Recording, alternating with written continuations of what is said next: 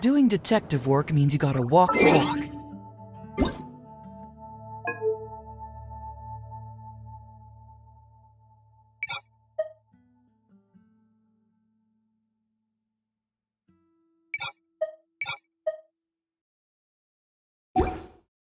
No, I mean literally.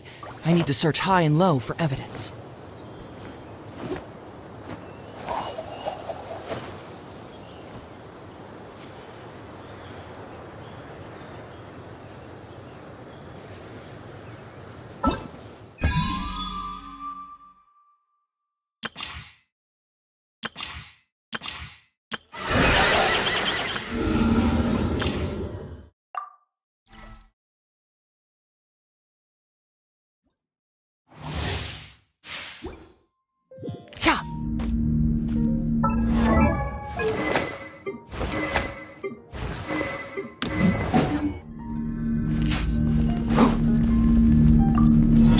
Leave it all to me. One with the forest.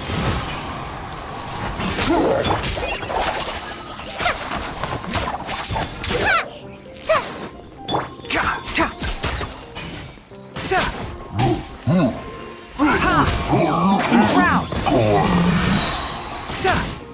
Let's nip that in the bud.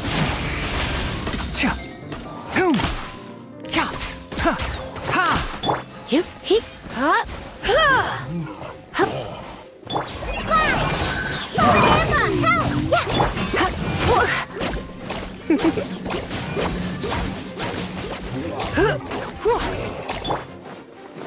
Steady as stone. Let's spark things. I'll uproot you. Hi! Price this on for size.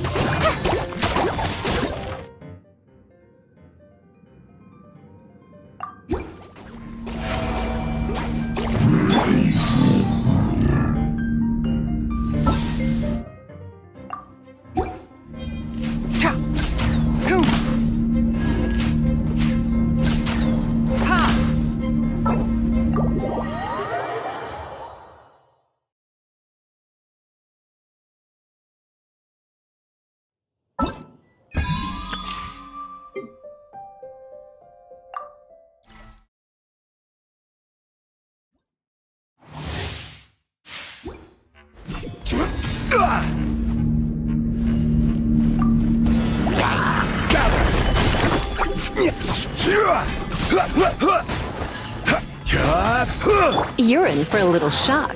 Hip, yeah. Hip.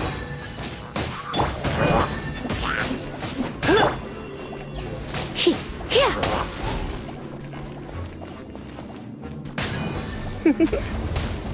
You've been a naughty boy.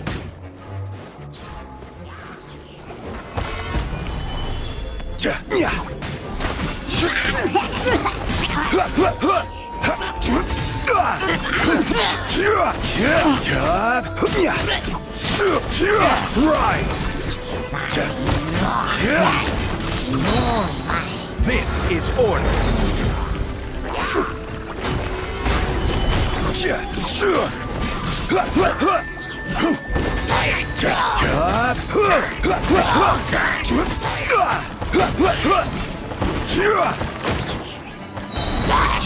I will have order. Quake! This moment will be frozen.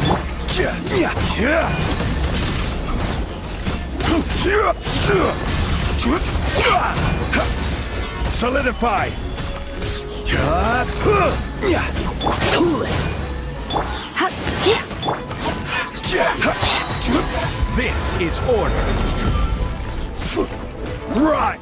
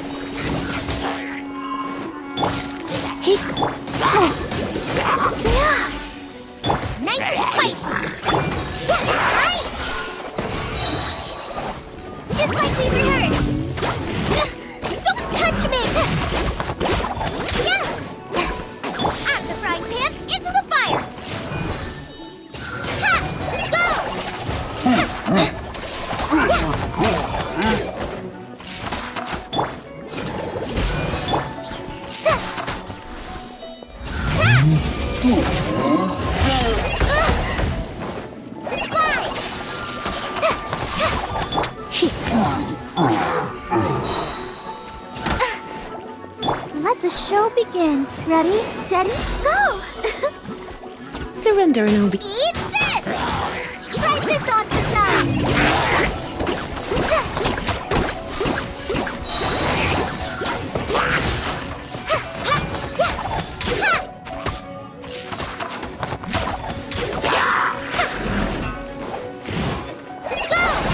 Just like we learned! You're in for a little shock. Let's spark things up a bit.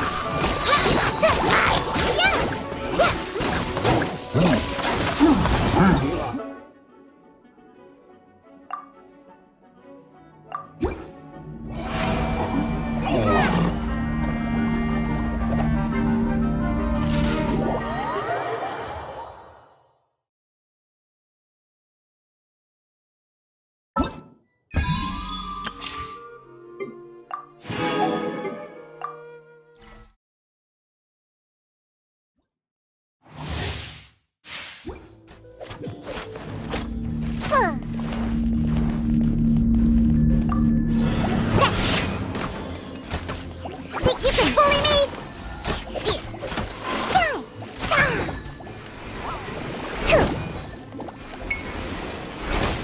Come a little closer. Dodge this! Look at you, Boozehound!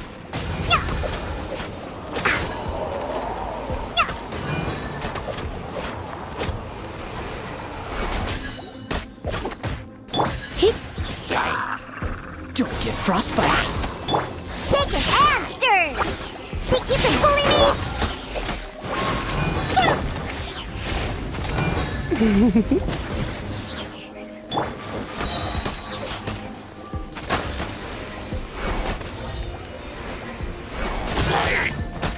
I'm a rock!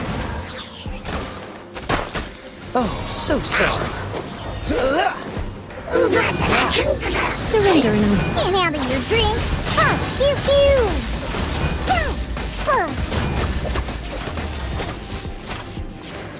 Shaken and stirred! You're in for a little shock. Blitz.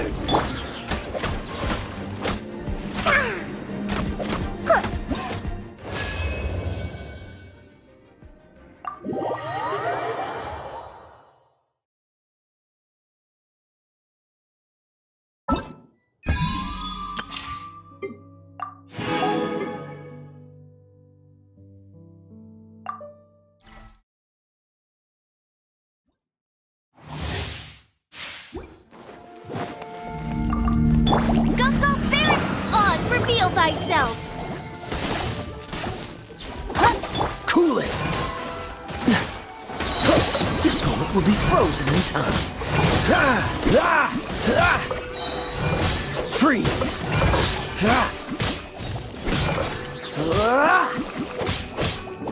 Cool it! Midnight Phantasmagoria! Don't get frostbite!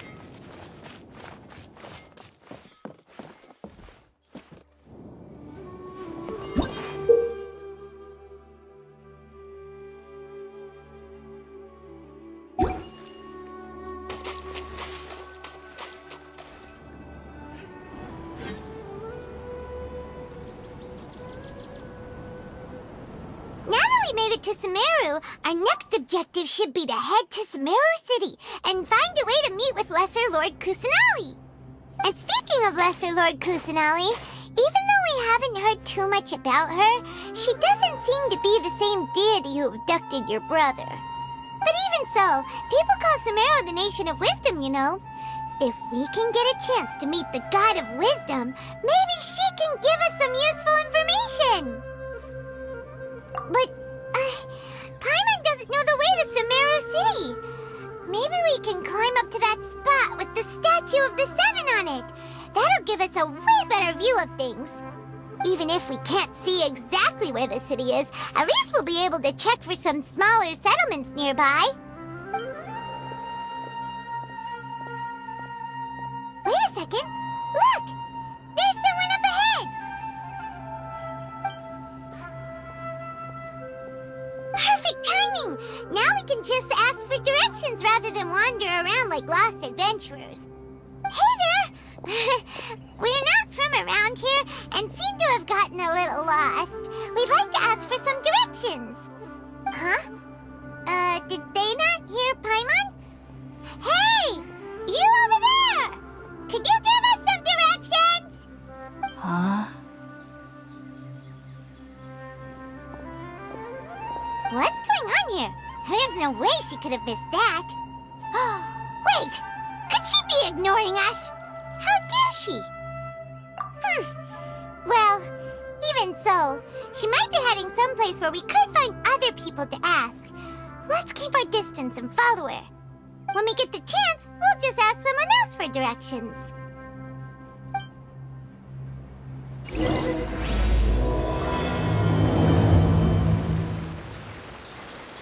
Come on, let's follow her. Just keep quiet. Make sure she doesn't notice us.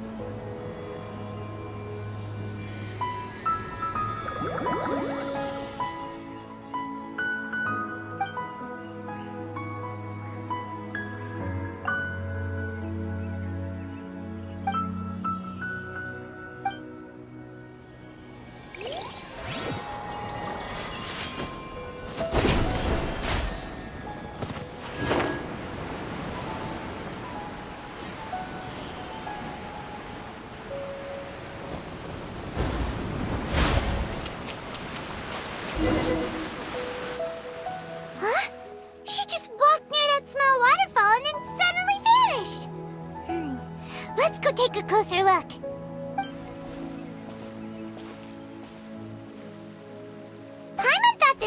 might lead to a village or something. But, it looks like that's not the case. Look, she's sitting over there. Wait, she couldn't possibly be living here, could she? What should we do now? Do we try asking her for directions again? Alright then. It's not like we have anyone else we can ask. Even if she's not very friendly, we just need her to point us in the right direction. That's all. Oh. What a lovely smell. It's coming from that sensor over there. This is definitely not your typical place to call home, but at least it smells nice. Maybe living here wouldn't be too bad after all. Huh? What's the matter? You don't look too good.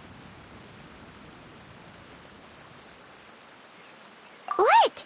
Is the smell making you feel sick? Strange. Paimon doesn't feel anything.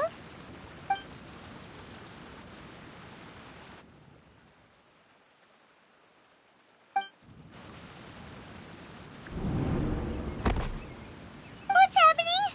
Traveler? This is no time for a nap. Oh, come on, wake up.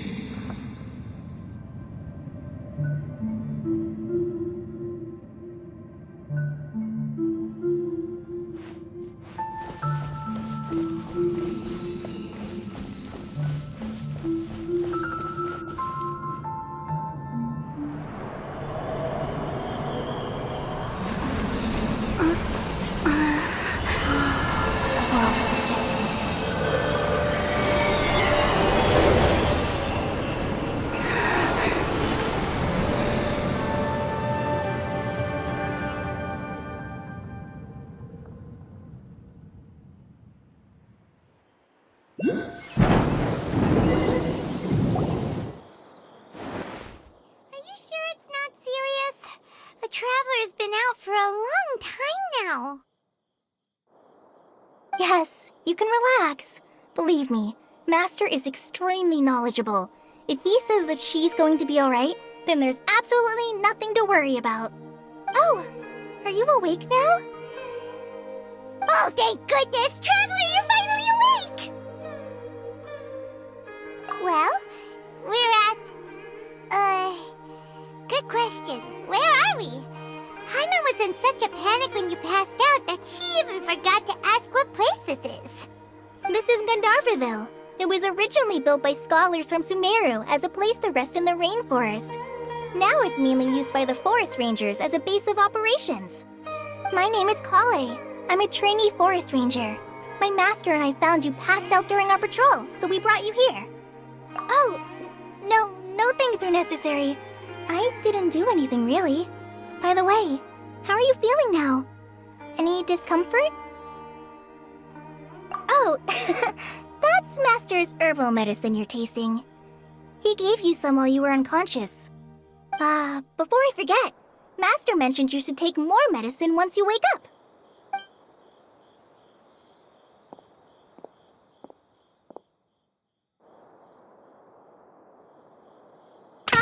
Whoops! Kale, what's the matter? Were you trying to retrieve the medicine? As I've already told you, you must be careful with these. All right, I'll get it for you once I'm finished here. Sorry, Master. Now, the guide to Avidya Forest's edible fungi is clearly posted on our bulletin board. But if Farbode forgets which mushrooms to avoid one more time, I'll have no choice but to leave the guide somewhere a little more visible. Like right smack on his forehead so others can remind him to be careful. Right? This is the second time he's come down with food poisoning this month. I'll be sure to give him a good talking to. Yes, please do. If, on the off chance, Farbode simply enjoys having little imaginary fairies dance before his eyes, then we'll just let him be. But the next time he requires any of our medicine, be sure to charge him accordingly.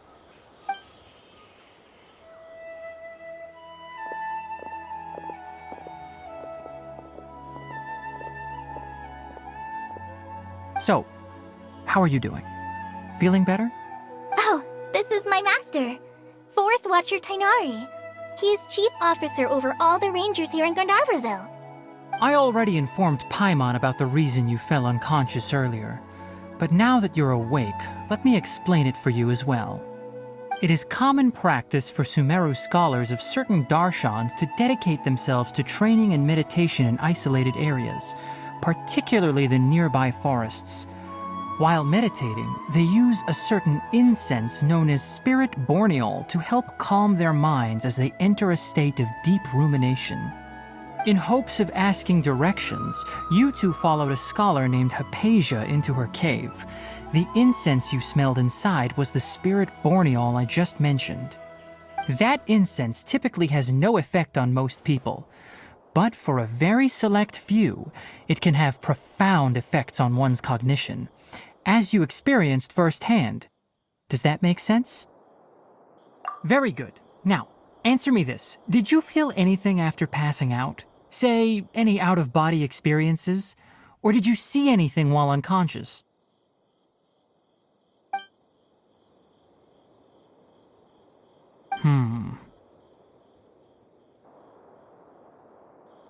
Kale, let the others know to stop bringing their patrol logs here for now. Huh? Why?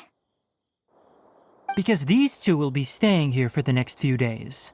They can have my room and I'll bunk with Amir. Now get a move on and be sure to do as I've said. Yes, Master Tainari.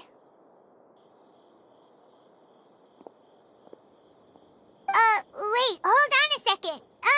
Can you tell us what's going on? Sure, let me fill you in.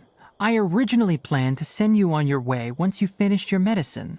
However, it appears now that you should stay a while longer in Gandharvaville for further observation while you recuperate. Further observation?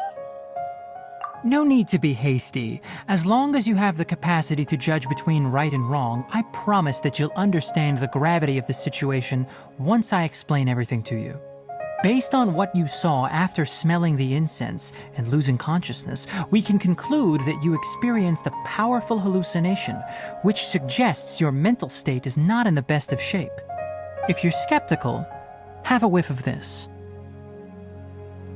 Oh, are you okay? You're experiencing a similar sensation as when you passed out, aren't you? So even though your condition is stable as of now, if I were to haphazardly let you leave, it's highly likely that you'd suddenly pass out again somewhere else. The rainforest is home to many fierce animals and hazardous areas. If something were to happen to you again, I'm afraid you might not be so lucky. For now, I suggest you continue taking your medicine each day and avoid wandering off on your own. At least until you stop having adverse reactions to this kind of smell, okay?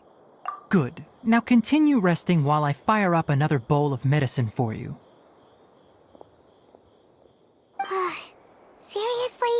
We just arrived in Sumeru and we're already having problems left and right!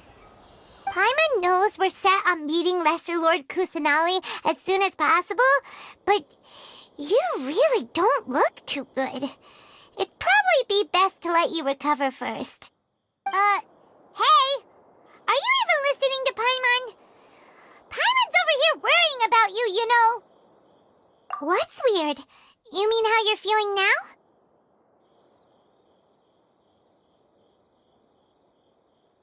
You mean the vision of tree roots and red skies you saw? But if those weren't hallucinations, what could they be?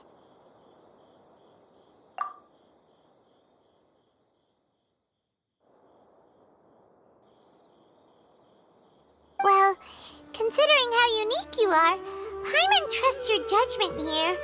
But why didn't you say anything about it to Tainari? If he misjudged your condition, then there's a chance you could get worse, right? Huh? You mean that Tainari already knows that what you saw weren't hallucinations? But if that's the case, why would he try to hide that from us? Oh, Paimon gets it now. That explains why you were so quiet earlier. Well, that settles it then. We'll stay here to rest up and figure out what's going on with your hallucinations. But it seems like asking Tainari might not be an option anymore. What do you think we should do? Good idea.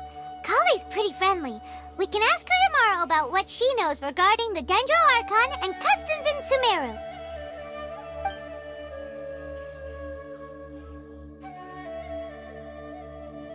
Rise and shine! Come on, it's time to go find Kale!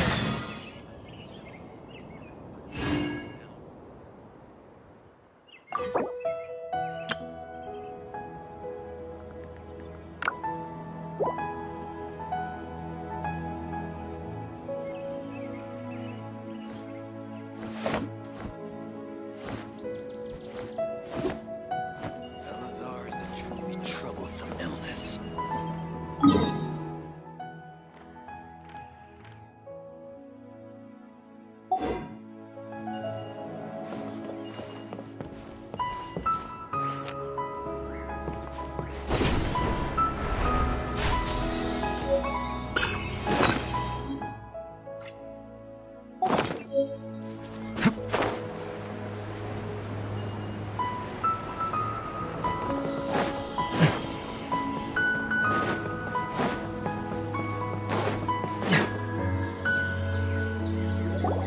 All right, next let's see your right hand.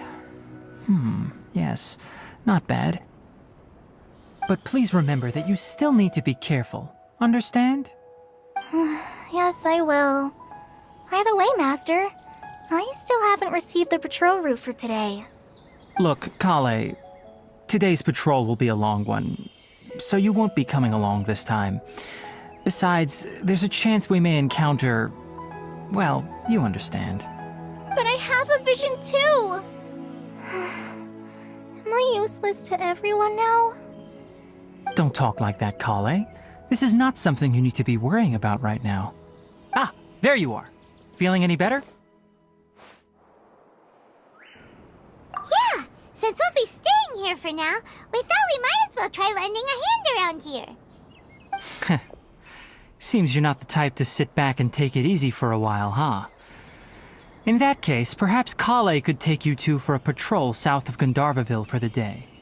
And if you're feeling up to it, you can be responsible for cleaning the Statue of the Seven. Tainari, we're ready to head out. Roger, I'll be right there. All right, we'll be heading into the forest now. I'll leave any further details to Kale. Yes, you can count on me. So, Kale, what exactly are we going to be doing today? Tainari mentioned cleaning the statue just now, but, that doesn't really sound like the job for a ranger. Well, a forest ranger's responsibilities can be pretty diverse.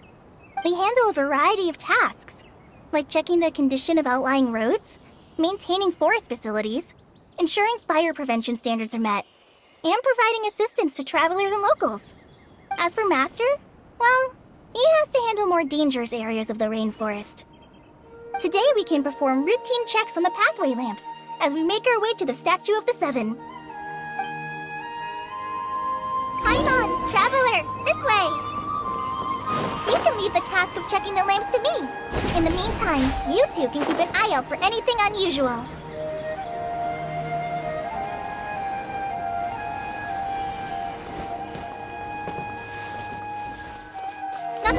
these 2 lamps.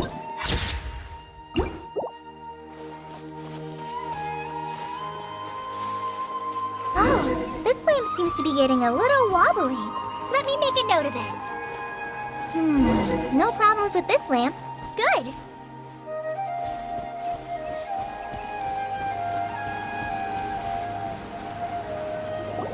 The statue of the 7 is up on top of that large rock formation. You must have seen it when you came down this road before. It's pretty high up there, isn't it? Don't worry. If you're afraid you can't make it up there, I'm sure Master wouldn't mind if you don't clean the statue. Oh? I guess I'll leave it up to you then. There's not much footing once you reach the statue, so be careful up there. Paimon will fly up with you and help you with those hard-to-reach areas. By the way, Kale, do you know anything about the Dendro Archon? You know, what's she like? That depends. Are you referring to Greater Lord Rukkhadevata or Lesser Lord Kusanali? Huh? Greater Lord Rukkhadevata? Oh, is that the name of the former Dendro Archon? Uh-huh. Greater Lord Rukkhadevata was Sumeru's first Dendro Archon. She created the rainforest as well as the wall of Samiel around the desert. Her works provided a means of peaceful living for everyone. To the people of Sumeru, she's not only a symbol of wisdom, but also of power and kindness. Unfortunately, she disappeared in a great calamity that occurred a few hundred years ago.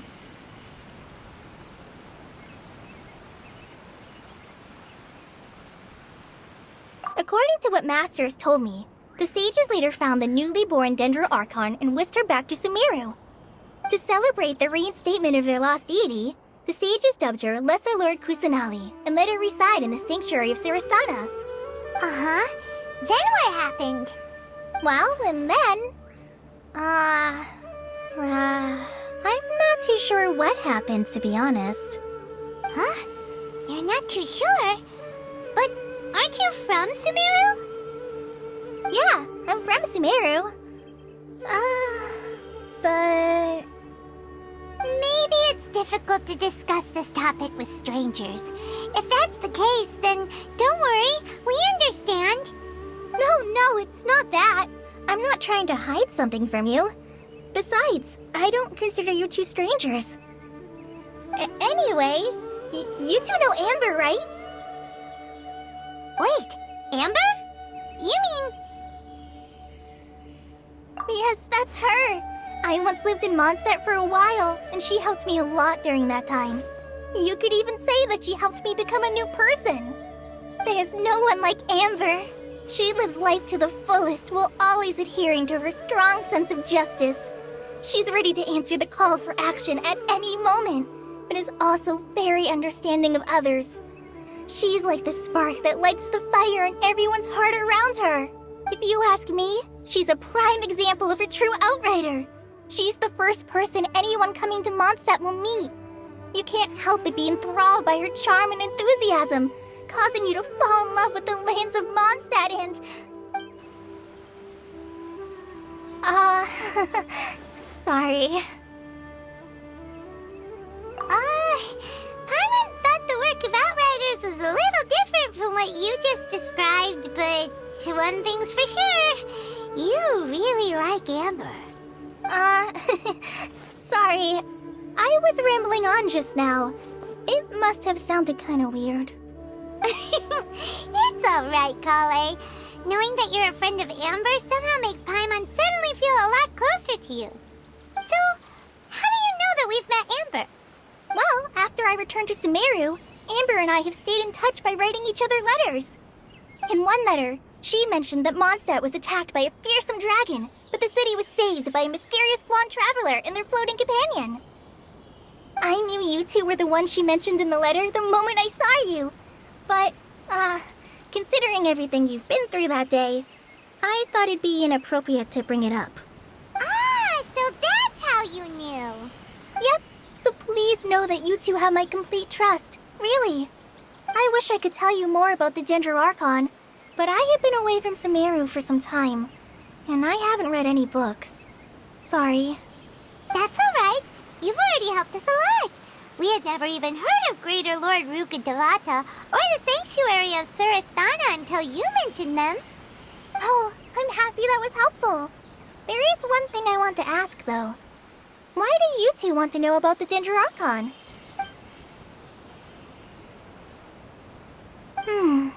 So that's why you're here. Thank you for telling me your story. Don't mention it. We are friends after all, right? Alright, we have a statue to clean. You both have my thanks. While you two are up there cleaning, I'll go ahead and inspect the forest canopy. Let's meet back here shortly.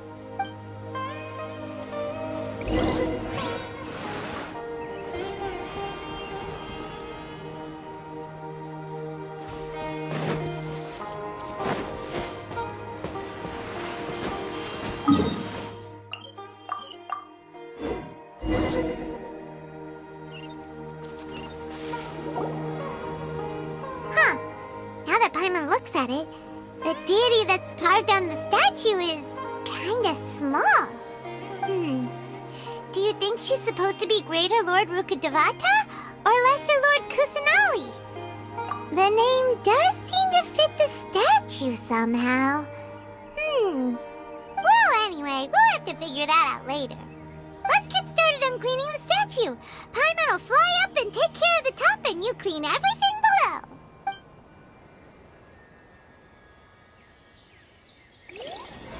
Nice work! That's one clean statue. Let's head down and meet up with Kale.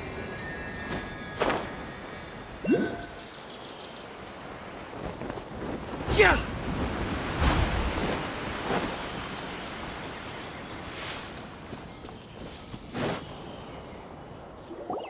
Kale, we're back! Welcome back! You must be tired after all that climbing. Let's take a little break. I brought some fruit and water for us. Yay! Food! What kind of goodies did you bring? Hey, don't be a party pooper. It's not like Kale is a stranger or anything. Besides, the best way to compliment a chef is to show passion for their food. Xiangling taught Paimon that. I prepared a nice portable dish that forest rangers like to eat called pita pockets. I hope you'll like them. Whoops! Ah, no! You dropped it on the ground! Not to worry. I wrapped a few layers of oiled paper around each pita. They should be fine. Oh, whew. Paimon nearly had a heart attack there. Those pitas are amazing! You're quite the cook, Kale. Thank goodness you wrapped them in paper. Paimon wouldn't have been able to sleep at night knowing something so tasty had been wasted. You really know how to compliment the chef, Paimon. Since you liked it so much, I'll be sure to give you a copy of the recipe sometime. I'll even include all my personal cooking pointers, so you'll be making your own pita pockets in no time. Yay! Thanks, Kale! It's hard to believe someone as diligent as you could have clumsy moments too. Oh, I guess it happens from time to time. So, Kale, don't you think that Tainari's a little too strict with you? He won't let you touch anything without his permission. Paimon knocks stuff over all the time flying around the Traveler, but she's never said anything. Everyone has their clumsy moments. No, you've got the wrong idea about Master. Sure, he may seem a bit harsh at first, but with some time, you'll see that he's actually very kind-hearted. I've heard the veteran rangers say that Master is from some ancient and mysterious race that is known for their cunning wit and reclusive nature. Oh, by the way, you've heard of the Academia, right? Well, there's a group called,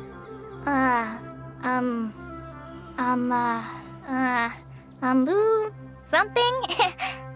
Well, anyway, because Master does a lot of research on plants, sages from the Academia have written him many times, inviting him to take up an official position there. But Master declines their offers every time, saying, Sumeru City is too noisy. It'd be bad for my ears.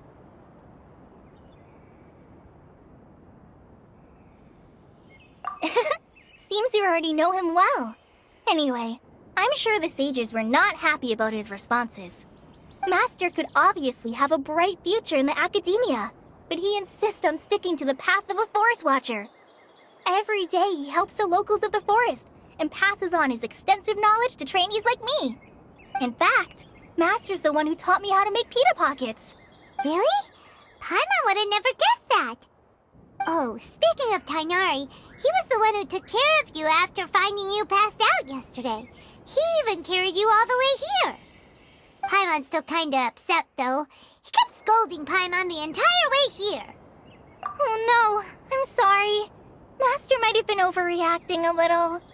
But, it's mostly because Paimon wouldn't stop yelling, "Why, oh why? Is she going to die?"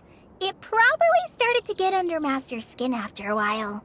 Hey! Don't laugh! Paimon was genuinely concerned about you.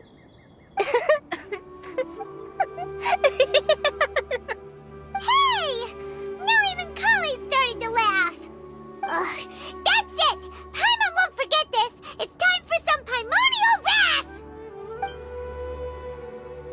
No! Don't touch me!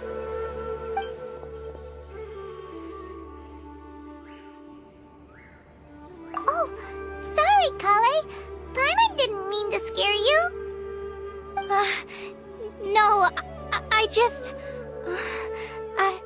I didn't mean that. Kale, are you okay? What's the matter?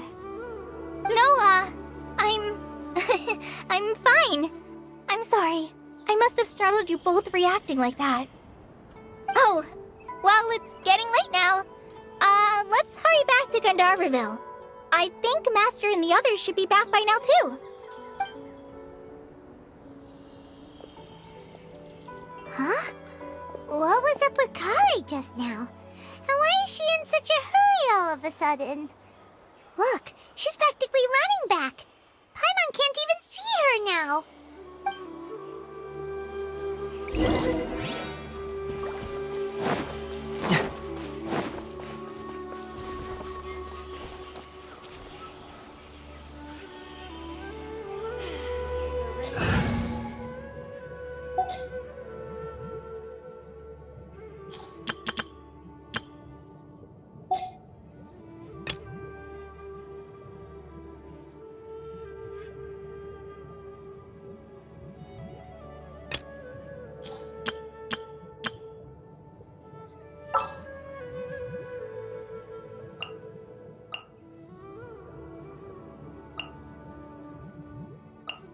I won't hold you back. Much.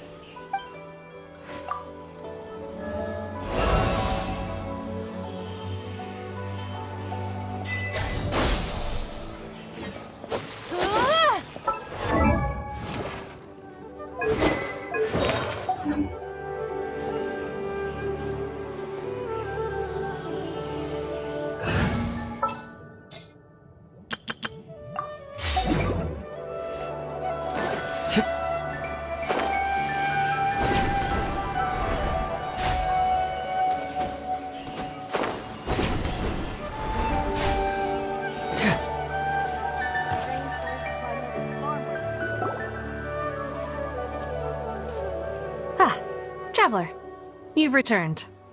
Yep, we're back. Have you seen Kale by any chance? Oh, Kale? Yes, I saw her go into her room just a moment ago. Oh, okay. Guess we'll just have to wait and talk to her tomorrow then.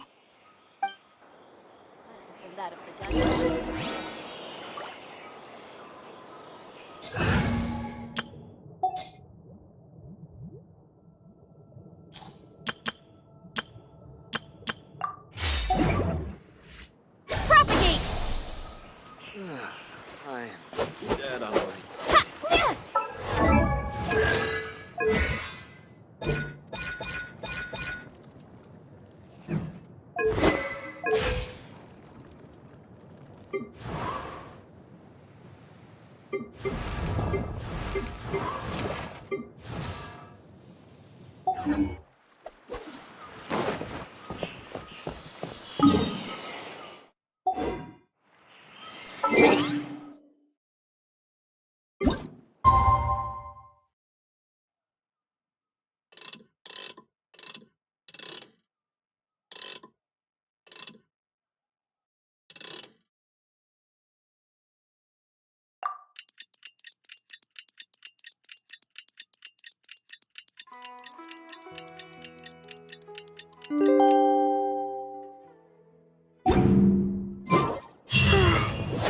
Paimon was thinking all night about what happened with Kale.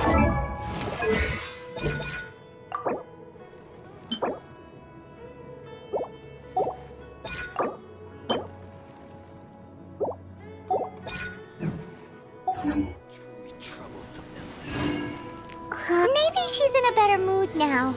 Let's go check on her.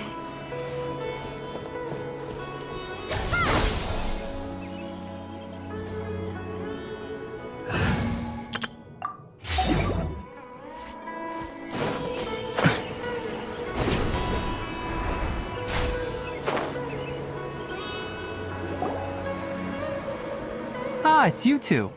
I was just about to go look for you. Huh? Tainari? What are you doing here? Where's Kale? I came to check on Kale's condition. To put it simply, she's not well. You mean she's sick? How could she be... Oh, wait a minute. Could it be because of what Paimon did yesterday? No need to worry. Something as small as you could never harm her. This sickness is something that Kale has been dealing with for some time. Kale has been more excited than usual since you two arrived. A little too much so, to be honest. She hasn't remembered to take care of herself. I suppose it's understandable, though. She hasn't been around anyone she considered a friend for some time now. It must have been refreshing for her to have you two here. So, Tainari, what's really wrong with Kale? Let's take this conversation elsewhere. Kale just fell asleep after taking her medicine. She needs some peace and quiet.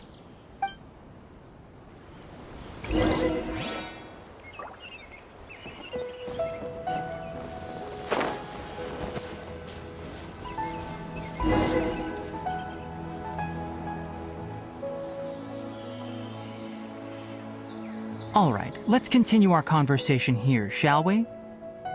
To be honest, I hadn't realized that you're that honorary knight from Mondstadt until Kale told me just now. I've also heard all about your deeds in Liyue and Inazuma. So, just to clarify, what I'm about to tell you about Kale is not because of who you are or your past feats. Instead, I am going to tell you because... well, because Kale asked me to. And honestly speaking, I was against Kale revealing her past to you. But she insisted, saying you two treated her with sincerity and as a friend. So now she wishes to reciprocate the gesture. So, Tainari, what exactly is wrong with Kale? You said this is something she's been dealing with for some time. Just how serious is it? Right. Ever since she was a child, she's been afflicted with a disease called Elazar. Elazar? Yes, it's a disease unique to the lands of Sumeru. It is characterized by dark and hardened scales that form on the body. At first, the afflicted may only feel mild numbness on the affected area of the skin. However, as the disease progresses, one may begin feeling fatigued and even experience peripheral paresthesia. In its final stages, the disease strips a person of the ability to control their own body, and they effectively become completely immobile. That sounds terrifying.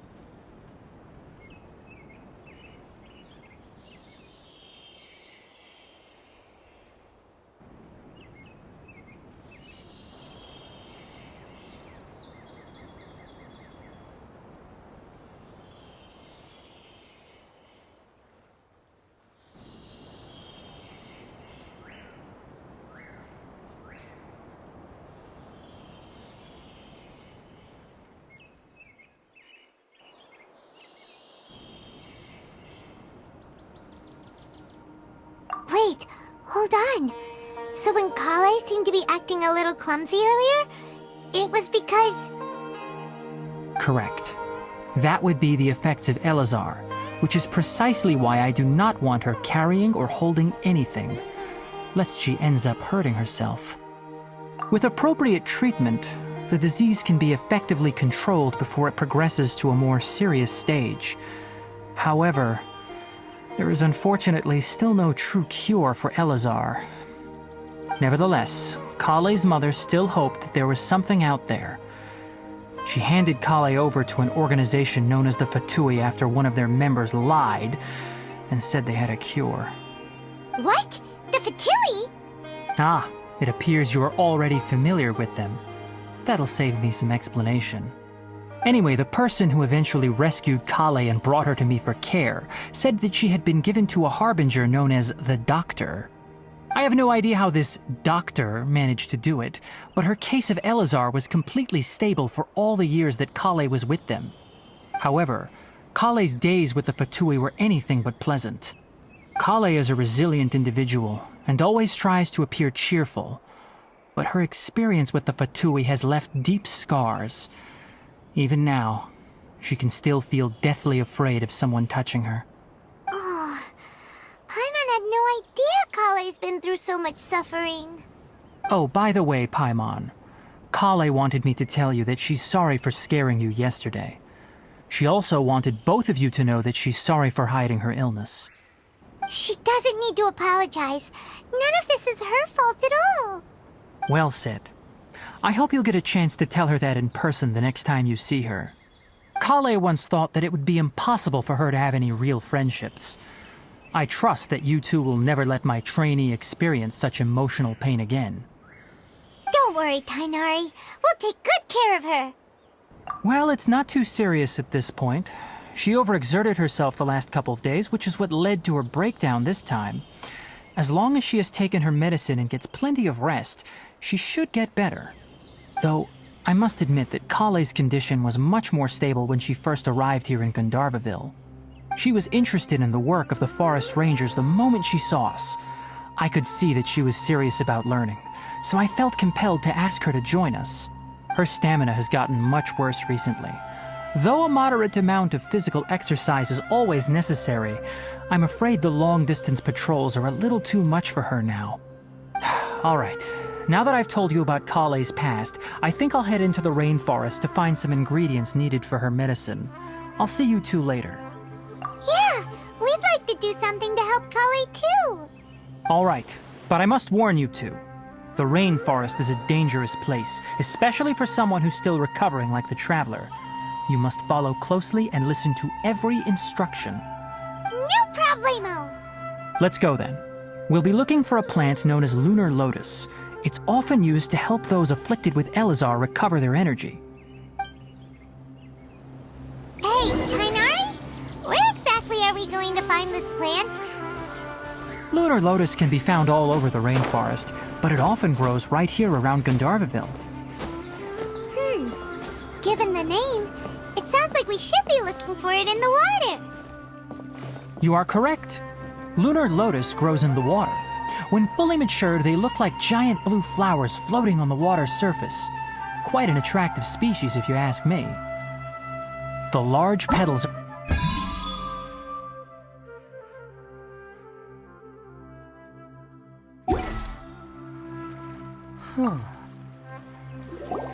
Shh!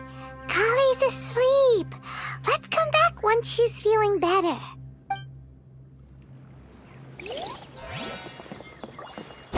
You should note that many of the plants found in Sumeru have names that are contrary to their species. Take the Kalpalata, for example. The plant is not a lotus at all, but rather a vine. And then there's the Sumeru rose, which is not a rose, completely contrary to its name. Oh! Huh. Okay then. Note to Paimon. Never bring up the topic of flowers with Tainari.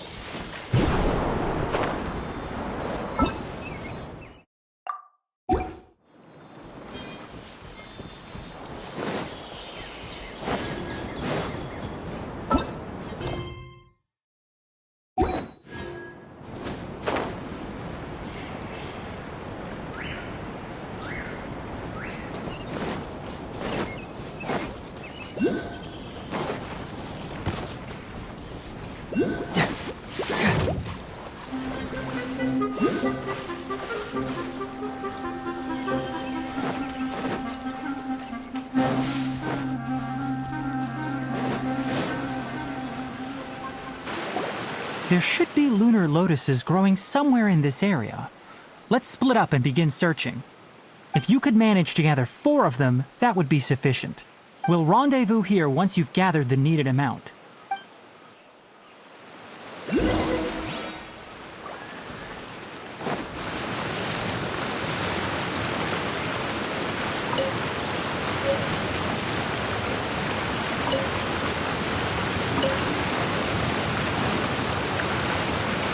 Alright, we've gathered enough lunar lotuses. Let's head back to meet Tainari. Hey, Tainari! We found the lotuses you requested. Let me take a look. Good, very good. These are all excellent quality. I'm quite glad you two came along. Your exploration experience helped save me a lot of time here. It seems we even have enough time to stock up on some other things I need. Hey, Tainari! Oh, Tainari! Someone's calling your name! They're dressed like a forest ranger. Ah yes, that's Amir and the others. But didn't they just set off not too long ago? What are they doing back so early? Let's go find out what's going on.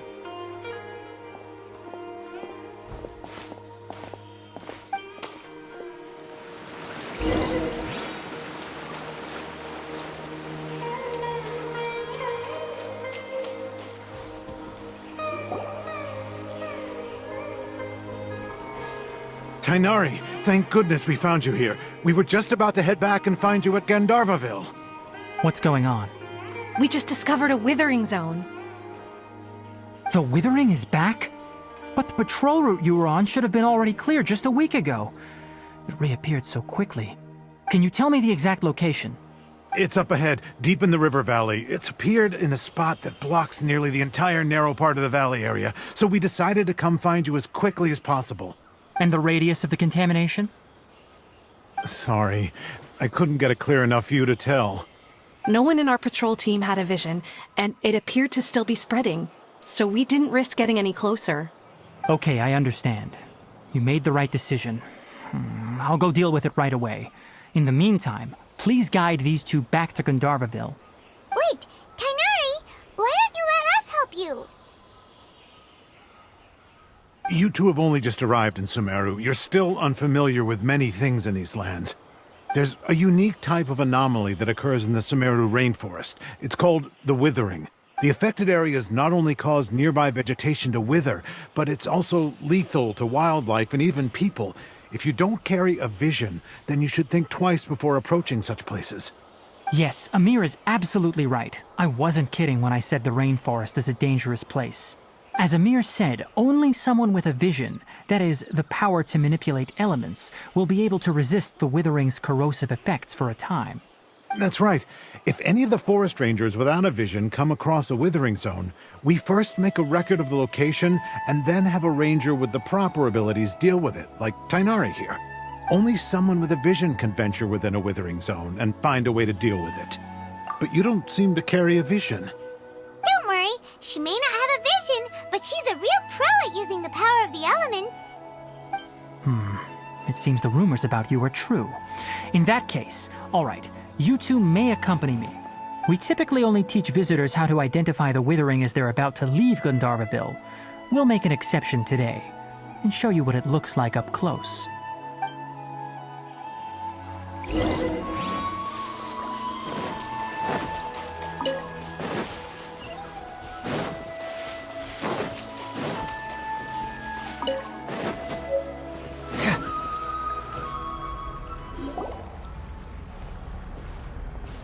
Stop. Don't move any further. Look there in the distance. Huh? Where? Oh, look! Those plants have withered! That whole area is kinda gloomy. Even the air looks like it's filled with ash. Oh, Paimon doesn't like the look of this. That is the Withering. All right, Traveler. We're going to have to enter that Withering zone. Once inside, we'll need to look for what we call tumors of the Withering. If we eliminate those, then the area will be saved. Thank you, but I must warn you. Don't push yourself. This is your first time handling this sort of thing, after all. Even with elemental powers, once you step inside the Withering Zone, you may experience extreme discomfort. If at any point it becomes too much, return outside the zone and take a breather. It could become a matter of life and death. You ready then? Let's go.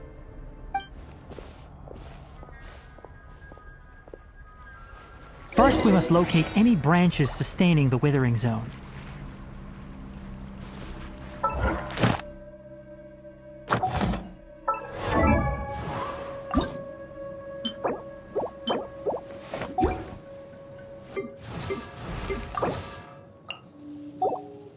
I created an...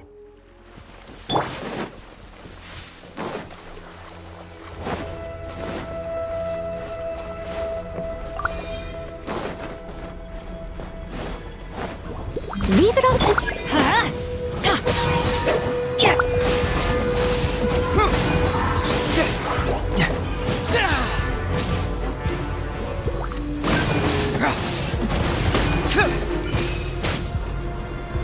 Bring it on!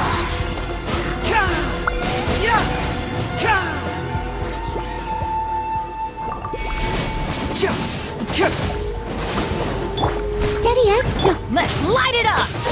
By royal decree...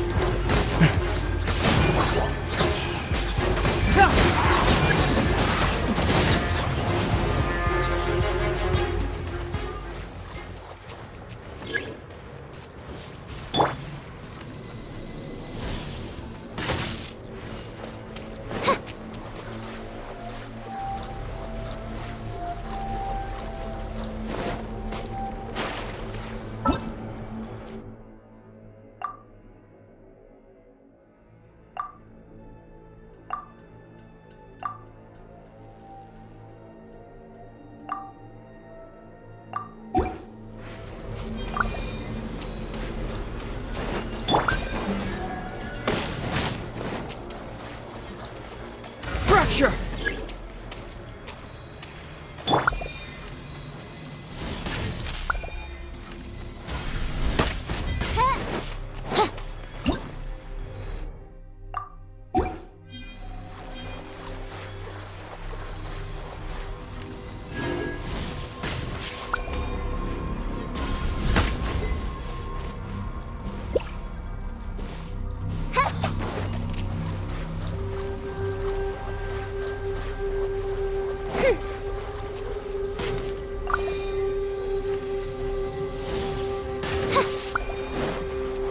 Great work. Now that all the branches have been cleared, we'll need to take care of the tumor.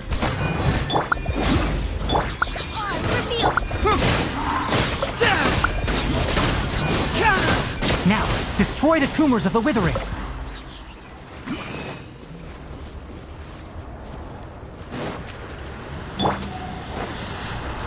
Let's light it up!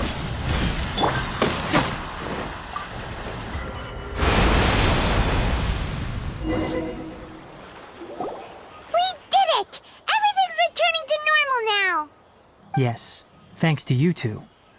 We were able to quickly restore this area back to normal. Tainari?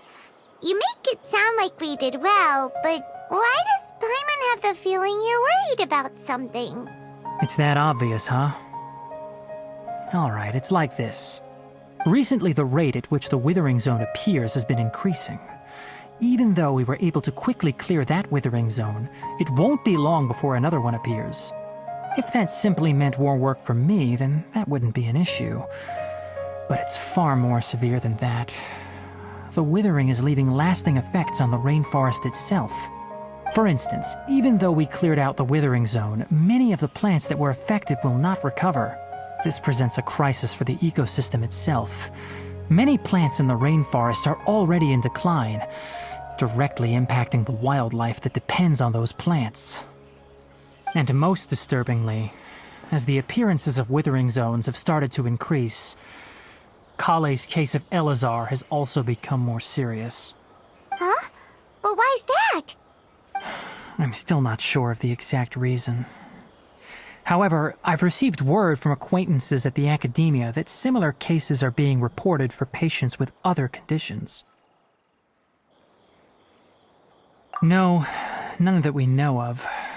The withering has been recorded in Sumeru for millennia. It's said that it originates from the depths of the world. By the way, have you heard of Irminsul before? Irminsul is a tree located deep beneath the surface. Although it isn't like any tree we know in a biological sense, you can basically think of it as a large tree that grows downwards rather than upwards. I'm sure you've heard of ley lines, right? They're like the roots of Irminsul, spreading and extending from a massive cavern deep underground all the way up to the surface.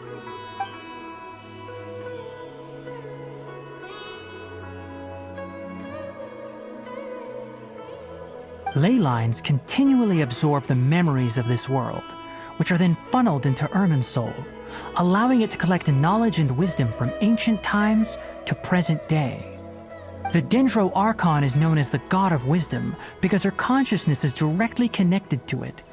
It is also said that the Dendro Archon's power is a manifestation of Irminsul.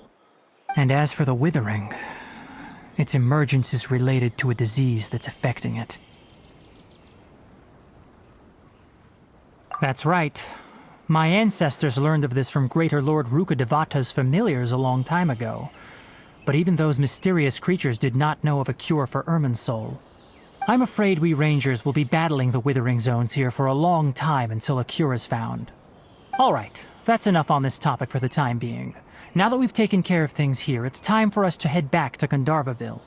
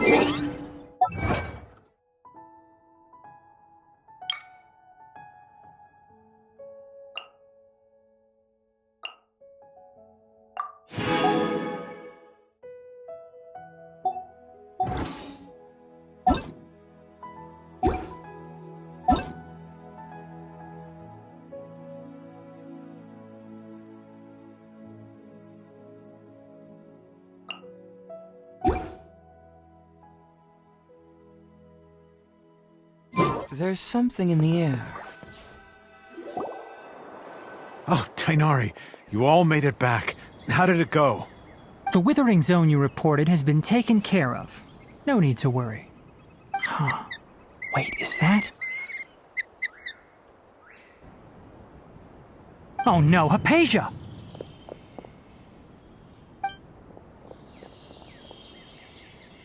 Huh? What's wrong, Tainari? This Duskbird is Hypatia's designated courier for urgent news. You do remember her, don't you? She's the scholar you and Paimon were following when you first arrived in Sumeru. Oh, her? How could we forget? So did something happen? Let me see what's written in the letter first. Oh.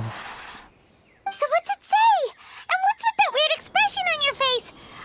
Just let Paimon read it. Huh? All Paimon sees are 3 squiggly lines. Yes, allow me to explain. After we brought you from Hypatia's cave to Gandharvaville, Hypatia resumed her meditation.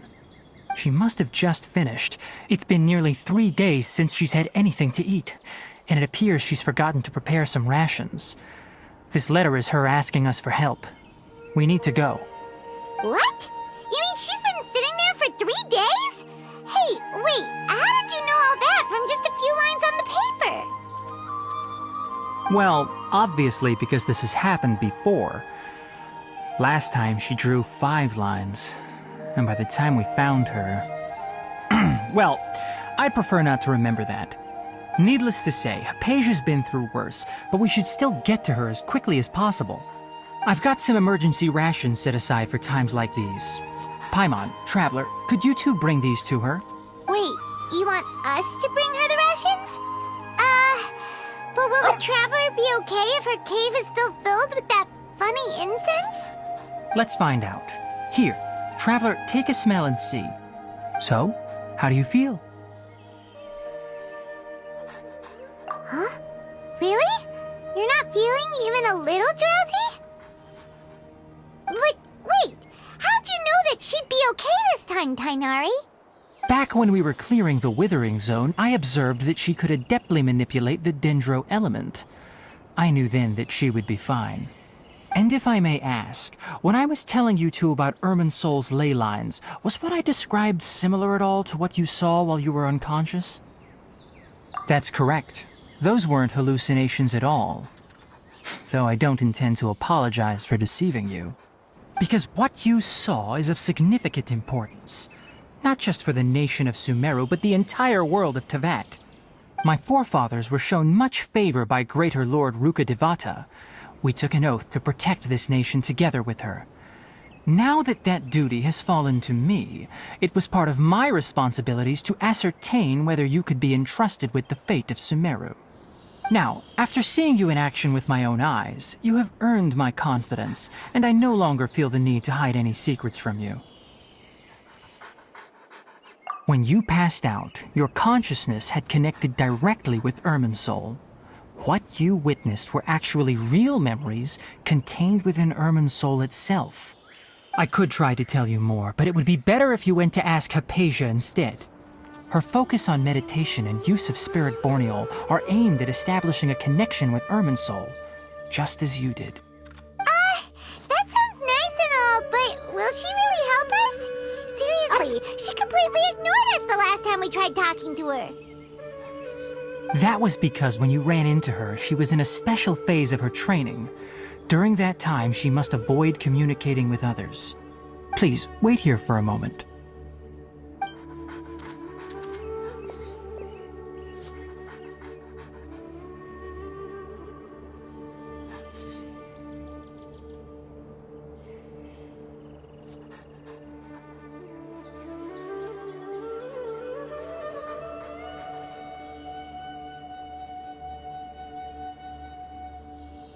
Here, take these. It's a meal I packed for Hypatia, as well as some other ingredients. I'm sure it'll come in handy. Also, here's a letter that I would like you to give to her. Just show it to her and she'll answer any questions you may have. No, I should be the one thanking you. You've both been a great help these last few days. Hypatia should still be in the cave. Let's go inside and see how she's doing.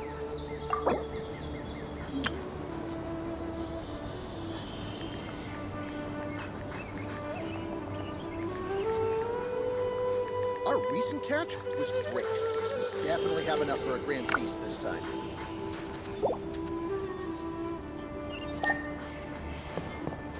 Yesterday, a total of 5 dusk birds flew by.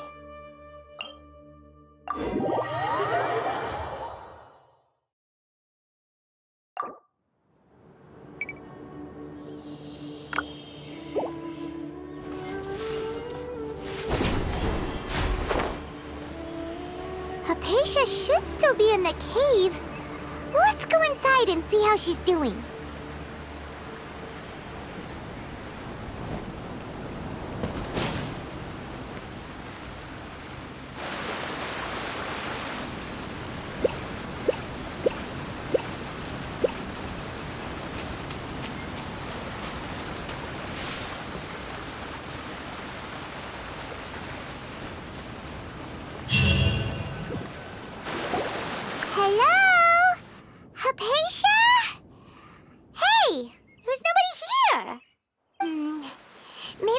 out to look for some food.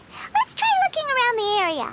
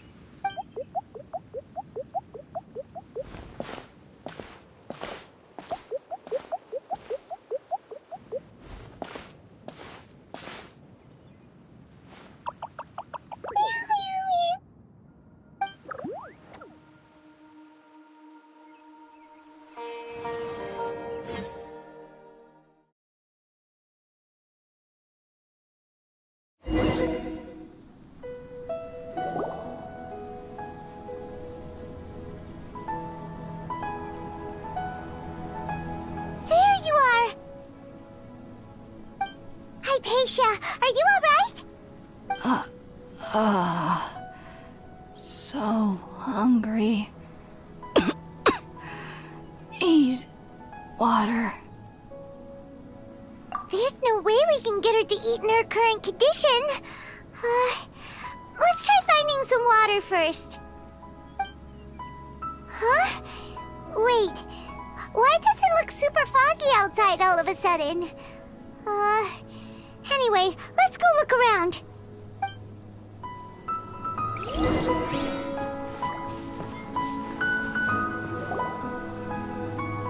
Huh? How'd things out here end up looking like this? What happened? And where are we? Really? Oh, maybe you're right. Let's go investigate the area.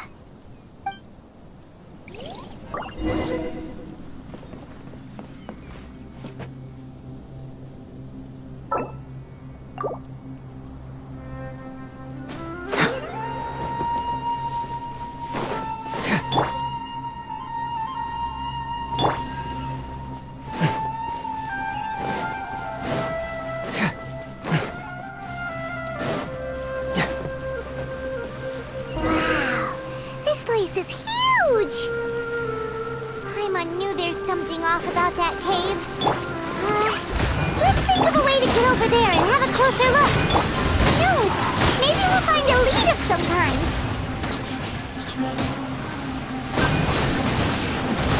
No rest for the wicked.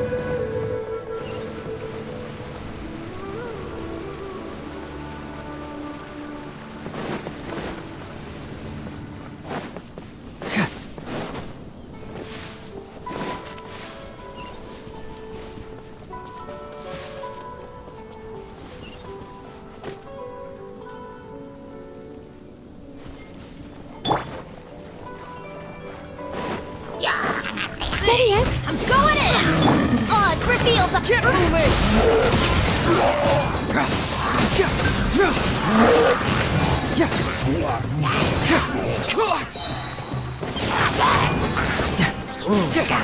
Bring it on!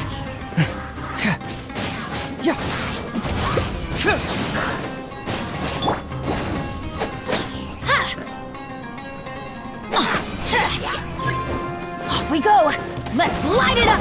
Leave it all to me. By royal decree... Cyclone!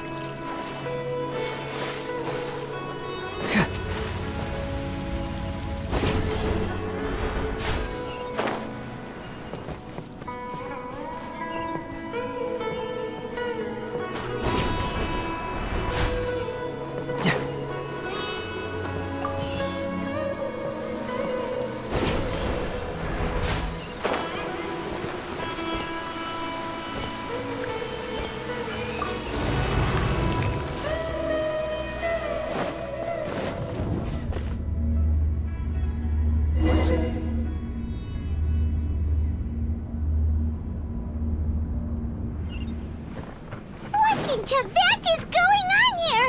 This place is getting weirder by the minute. Hey, what's the matter? You don't look so good.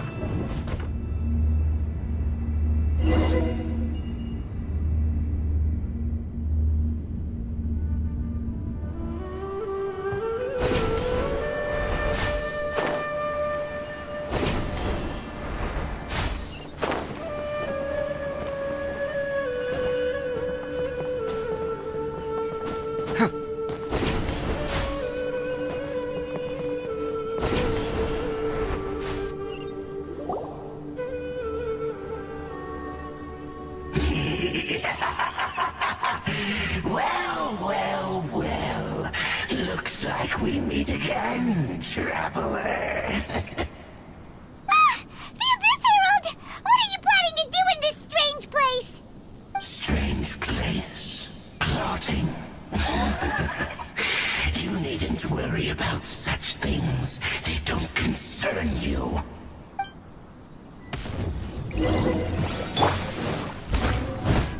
Teamwork is dreamwork! Oz, reveal the... Get moving!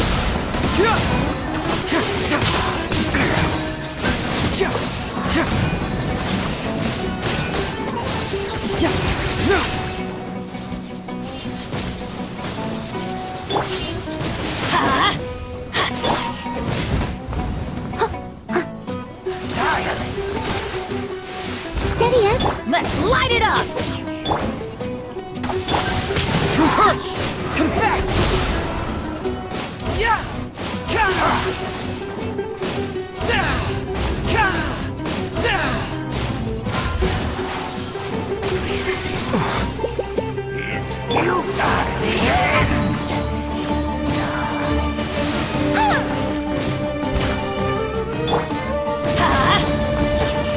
By royal decree!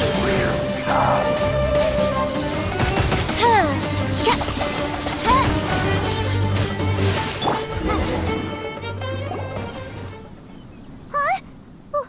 Why can't we beat this guy? Oh, Paimon doesn't get it! We faced others like him before! What's wrong this time?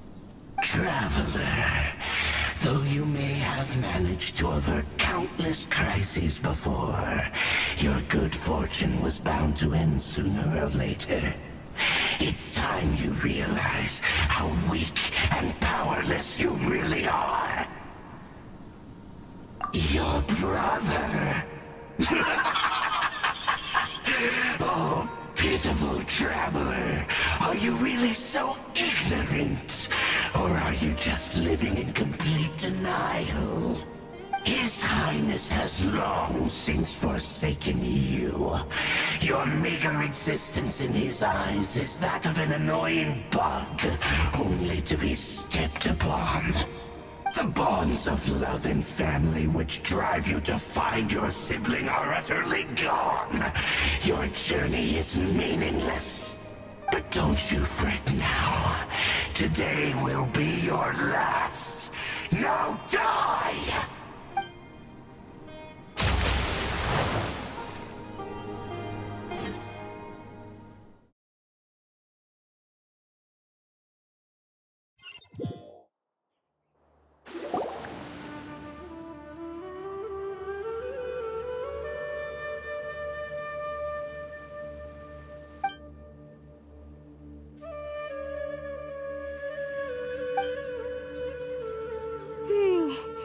What do we do? We haven't seen Hypatia anywhere out here. Oh, there she is! Quick, let's see how she's doing. Ah, so sweet. Well, the good news is that she's still conscious. Hey, why'd you drop her food on the floor like that? Are you okay? That's really not like you. Anyways, we can talk about this later. We better make sure she's alright first.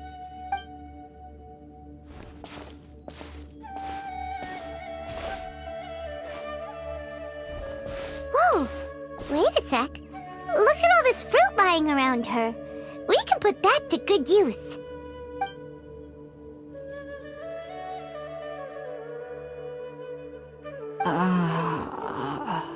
Who is there? Tainari, is that you?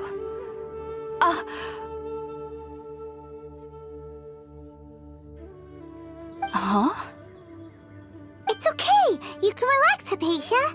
Tainari sent us here to bring you some food and water. Here, we have a letter that he asked us to give you.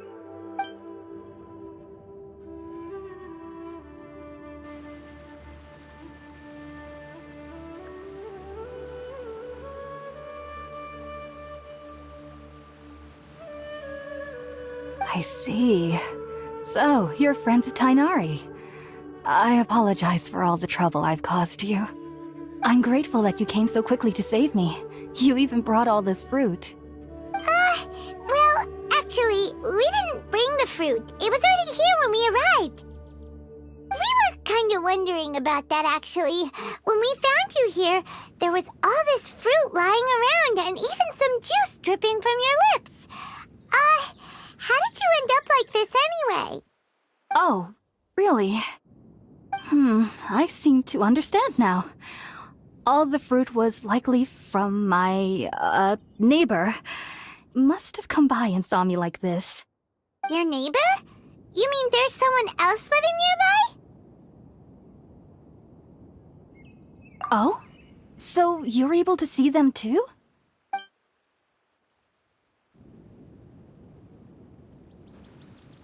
Wait, hold on a second, Traveler. You say that before we arrived, you saw some mysterious creature and suddenly had a strange dream? Isn't that a little too crazy to believe? No, I actually do believe what the traveler is saying. I myself had a similar experience once before and ended up scaring my timid little neighbor here. You needn't worry. They mean you no harm. They only dragged you into the dream because they hoped to buy themselves a little time in order to scurry away. So, Hypatia, just what kind of creature is your neighbor exactly? I'm not sure what it's called, to be honest. But I do know that they have some sort of deeper connection with the Dendroarchon. I know this because the first time I saw them was also the exact day my consciousness was able to form a connection with Irminsul. Even after I opened my eyes and stopped meditating, my heart was still pounding, and my mind was racing with all the knowledge that I had touched. And at that very moment, I suddenly noticed a small figure at the opening of the cave. In my curiosity, I began to walk over to the creature. They must have already been used to me living in the cave, because they didn't seem to mind me approaching them. They just kept doing whatever they were up to. It wasn't until I crouched down next to them that they suddenly realized that I could see them. Oh! And then? And then I had a dream. By the time I came to, they were nowhere to be seen. I was convinced they'd never show up again. But sure enough, I saw them nearby a few days later. And they weren't alone. I feel like they aren't as afraid of me as the first time I approached them. But I never would have expected them to save me. Yes, no doubt about that. By the way, Tighnari mentioned in his letter that you had questions for me regarding Irminsul.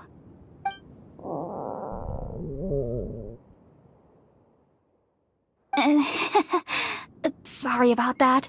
Sounds like just drinking juice still isn't quite enough for my stomach.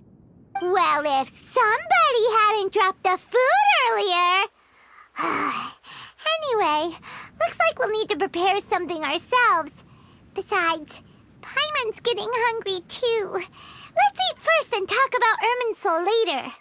Alright, we're up, traveler. Today's menu will feature sweet madame and a radish veggie soup. You'll love them, Hypatia. They're our specialties after all. Sounds good.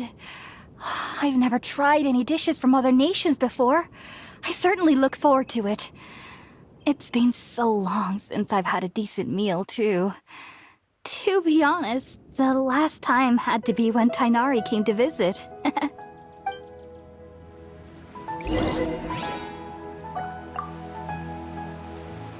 Are you already finished cooking? Smells delectable.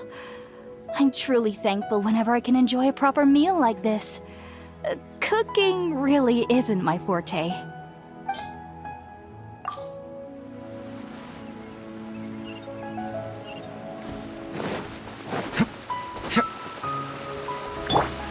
Let's light it up!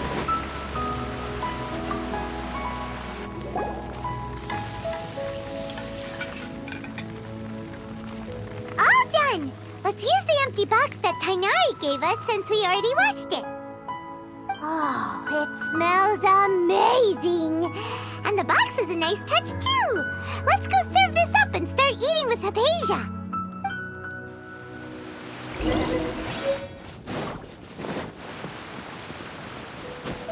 Adventure time!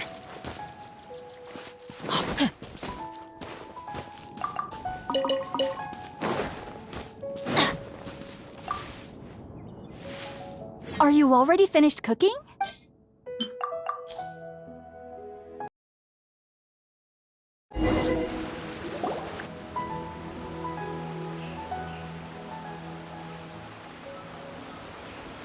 Even though everything you mentioned was in Tighnari's letter, it's still hard to believe you were able to connect with Irminsul immediately after smelling Spiritborn eel for the first time. It took me nearly 3 years before I could do so. And everyone at the Academia even lauded me as a genius. You should know that some researchers spent their entire lives without ever successfully connecting with Irminsul as you have. So why does this incense allow people to connect to Irminsul? The ingredients used to make Spiritborn ale primarily consist of plants created by Greater Lord Rukkhadevata. These special ingredients are conducive to heightening our senses to the Dendro Archon's power. Since the root of the Dendro Archon's power lies within Irminsul, we can occasionally tap into her powers to peer into the depths of the earth. Naturally, anyone who can establish a connection with Irminsul in their first ever attempt must be a person of great understanding. Makes sense. But Paimon's got a question. Why was she sensitive to the smell of those plants for such a long time? That was primarily due to her body's unique constitution.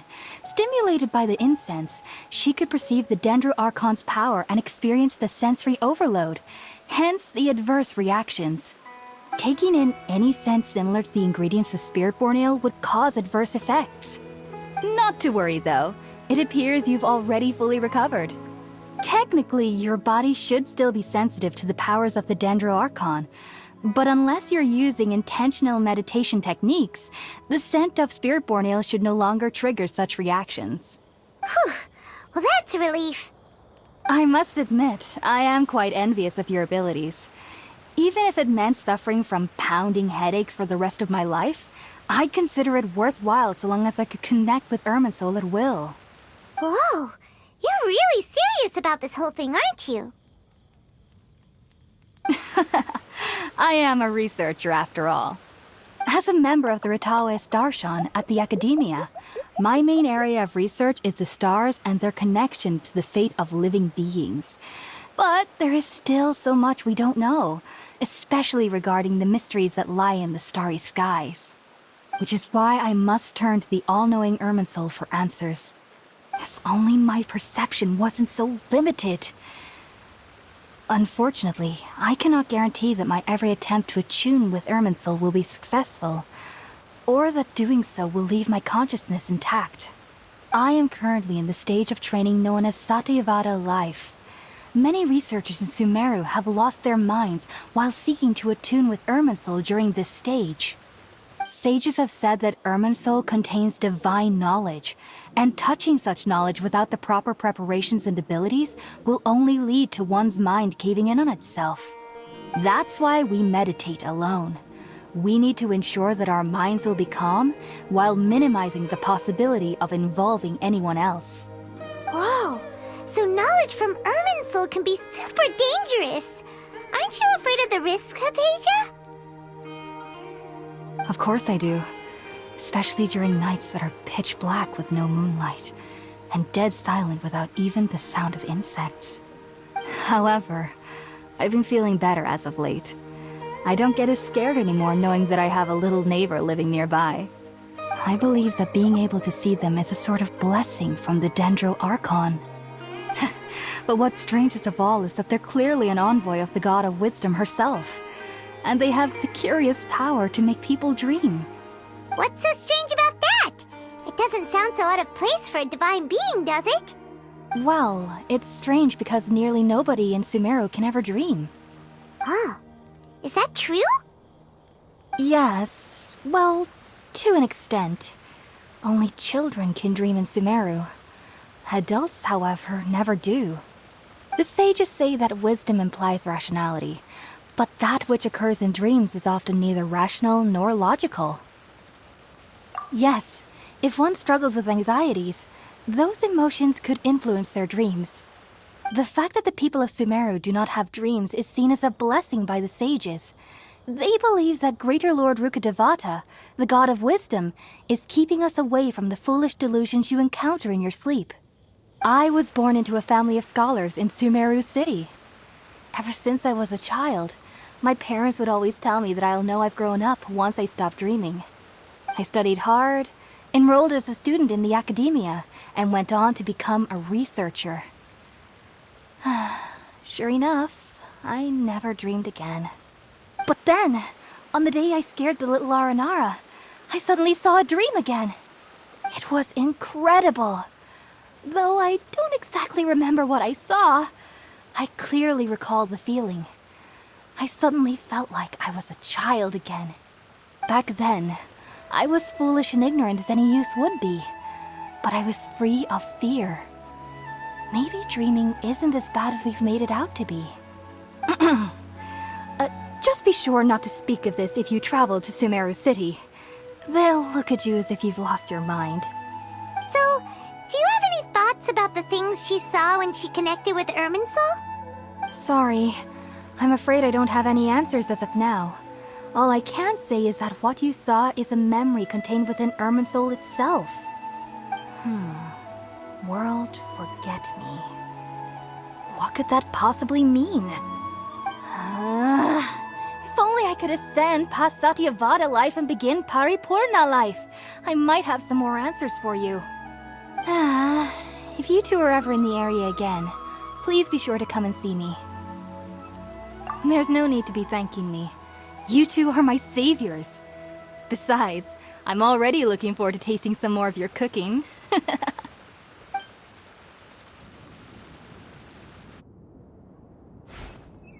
Now that we know Hypatia is alright and had the chance to ask her some questions, Paimon thinks it's about time to head back to Gandharvaville.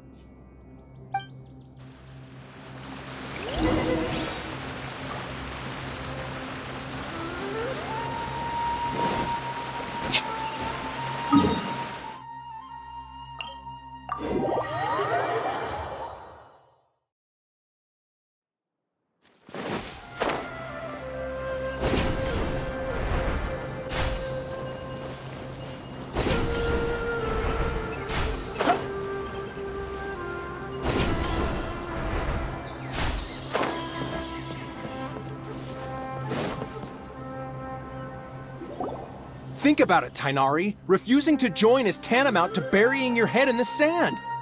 I understand that you're a forest watcher and that it's your duty to combat the effects of withering zones, but isn't it evident that such work is not a lasting solution to the problem? As Sage Kage clearly stated, your presence and guidance in Sumeru City is pivotal in finding a cure for Irminsul. How could you possibly refuse? Keep your emotions in check, Ghulam. Let's at least listen to Tainari's reason for declining. We're here to invite him to the Academia, not to cause a scene. Sage Kage, I am truly honored that you came here in person, but I'm afraid I must still decline your invitation. I am merely a forest watcher. How could the great minds of the Haravatat have any need of someone like me? Well, it turns out that your refusal letter had some implications on your master's reputation. He is a renowned sage of the Immorta, after all. So now I've come here in his stead.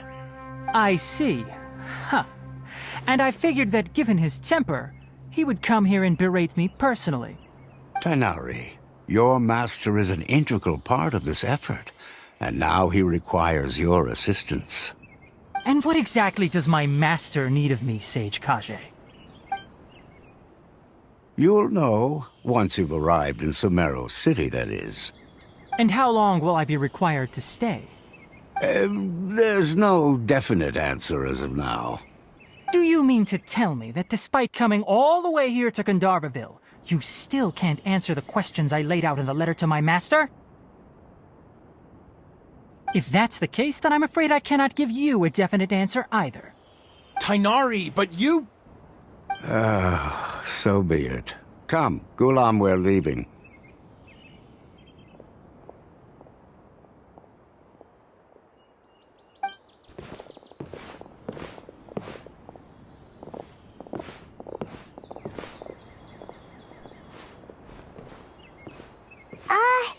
Tainari, what was that all about?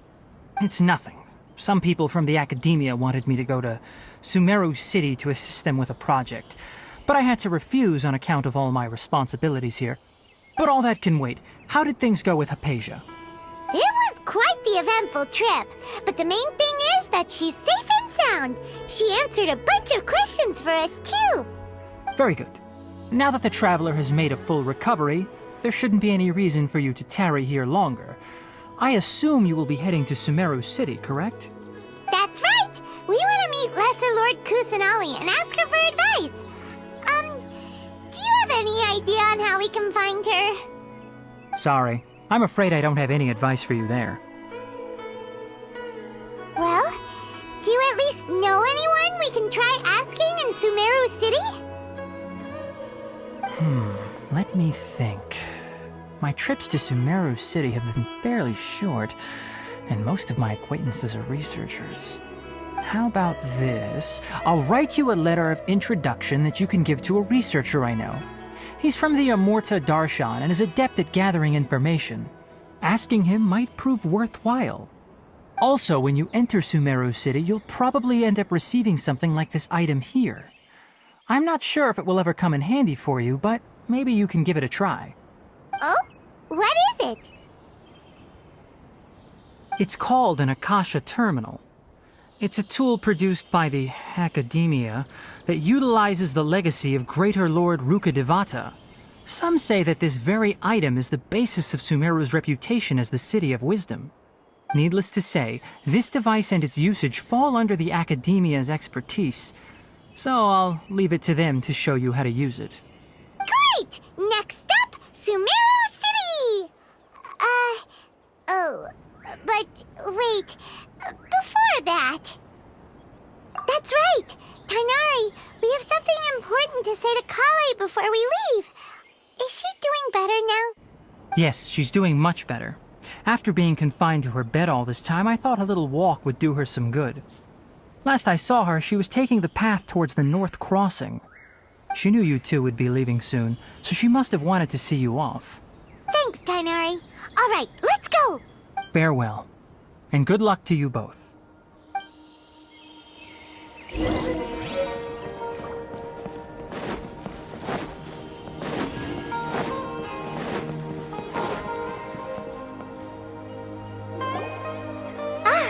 I've been waiting for you two.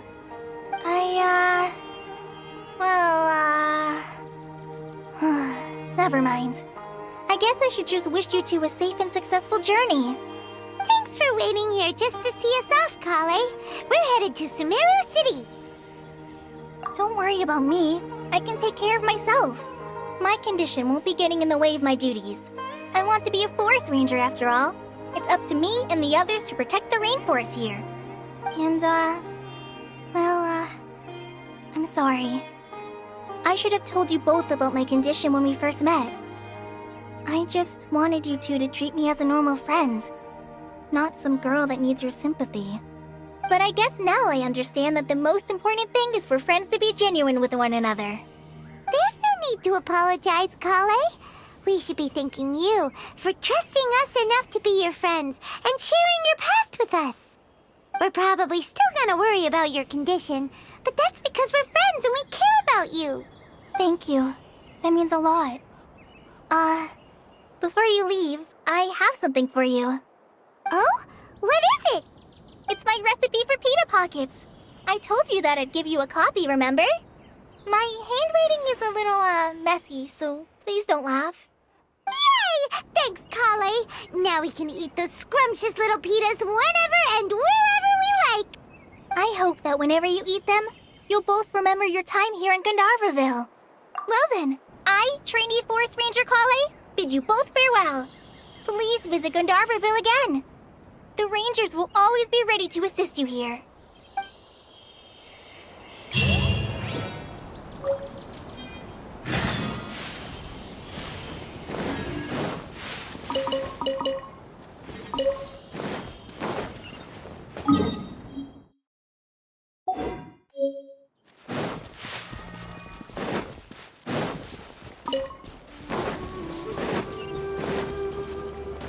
Adventure time!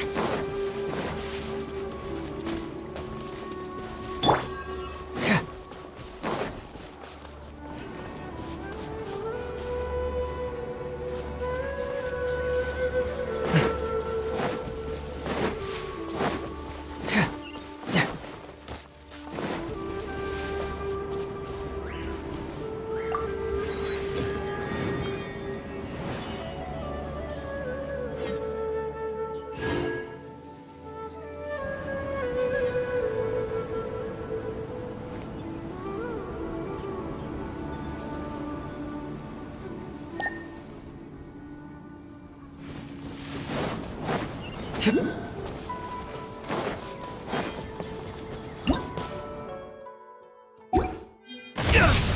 got a situation.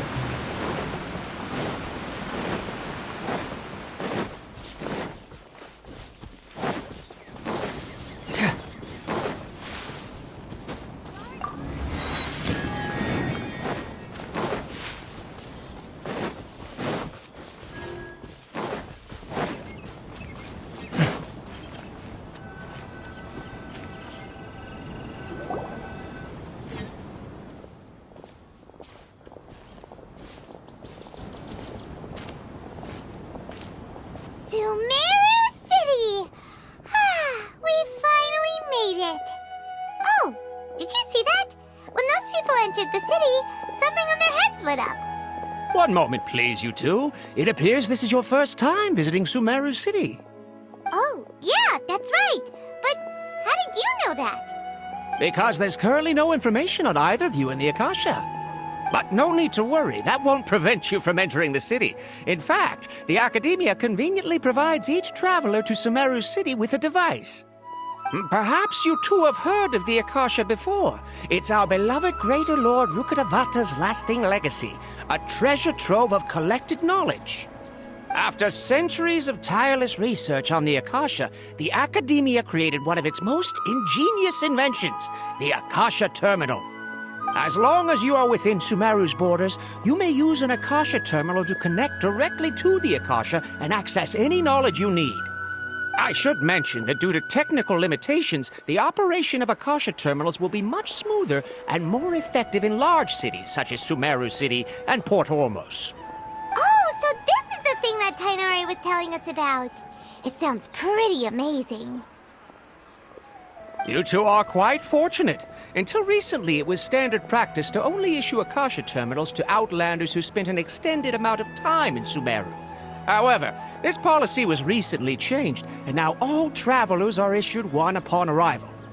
Here are your Akasha terminals. Please handle them with care. It kinda looks like a leaf. To activate it, simply hold it in your hand and say the following phrase to yourself. May the mighty God bless us with their voice of wisdom. Oh, since this little doodad lets you access knowledge, maybe we can use it to find a way to meet Lesser Lord Kusanali. Let's give it a try. May the mighty God bless us with their voice of wisdom.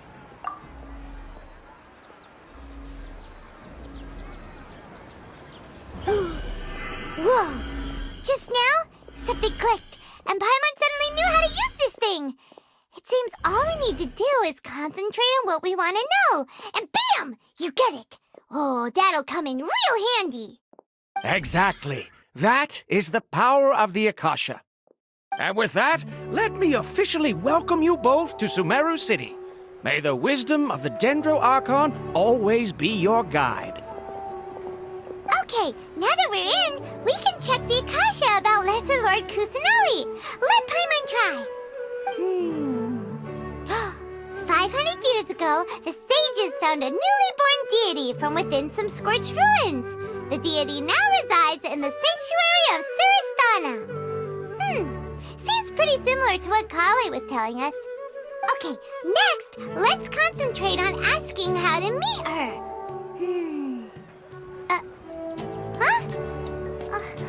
Paimon doesn't sense anything. The Akasha didn't respond to Paimon's question. Oh, come on! Focusing on this question feels like when you have something you're trying to remember and it's on the tip of your tongue, but you just can't think of it.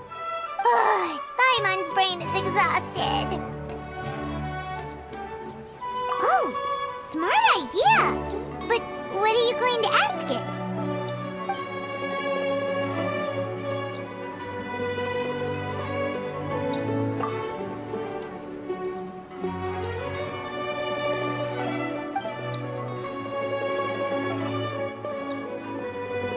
Uh-oh. Paimon's getting all teary-eyed all of a sudden. It feels like the people of Sumeru really missed their Archon.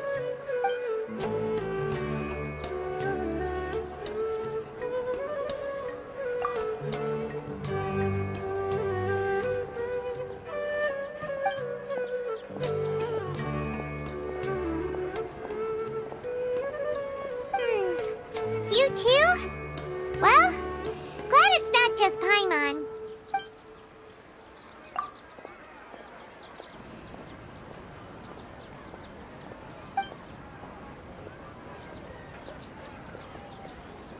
Huh. Could it be because we're Outlanders and we've only just arrived in Sumeru? You know, maybe we're not qualified to receive an answer to this sort of question or something. Well, seems no matter which way we try, we can't find anything that'll lead us to Lesser Lord Kusanali.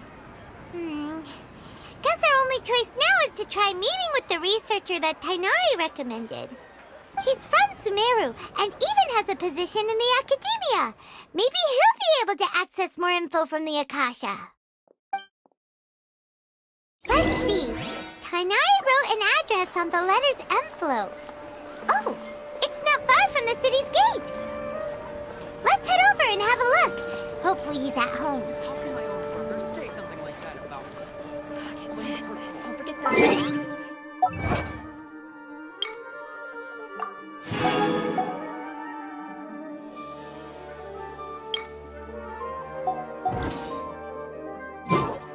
Watch out for pickpockets.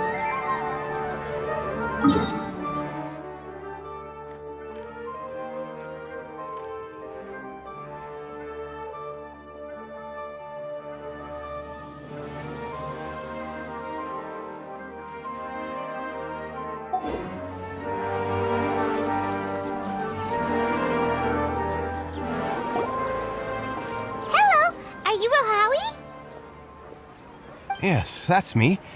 Can I help you? Great! You see, Tainari sent us here and... What?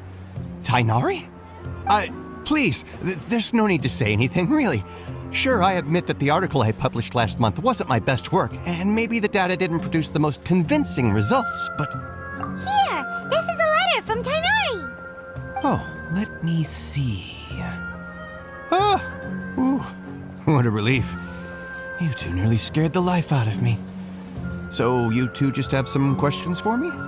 Seems even Tainari acknowledges my innate ability for procuring information. So, what is it you two would like to know? We want to meet with Lesser Lord Kusanali. Do you know a way we can do that? You mean you want to meet the Dendro Archon herself? This isn't exactly my area of expertise, but let me see what I can find in the Akasha.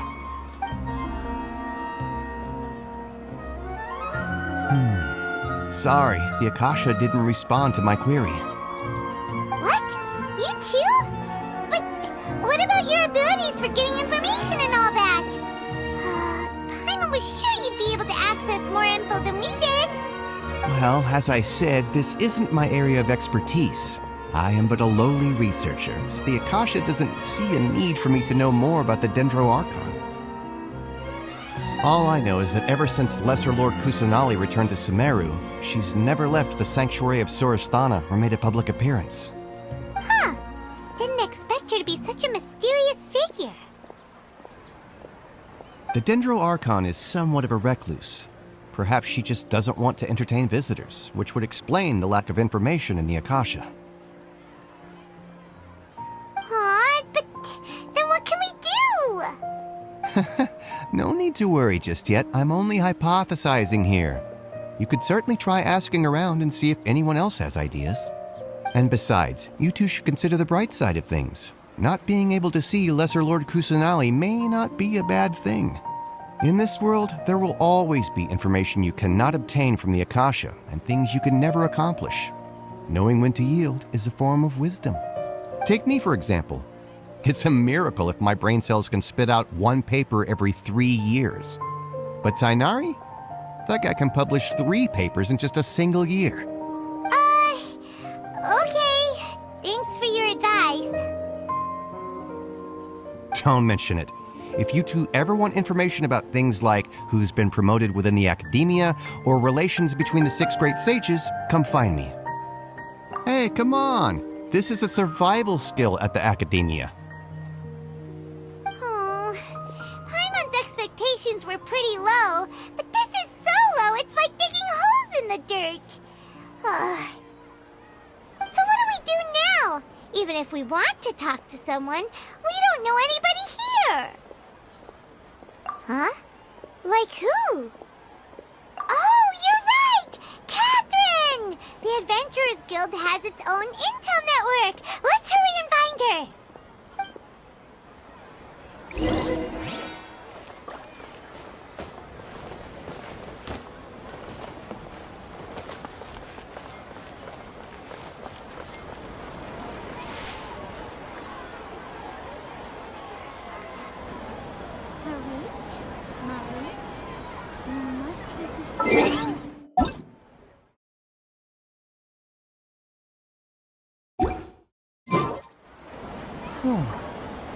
My intuition tells me that something very interesting is about to happen.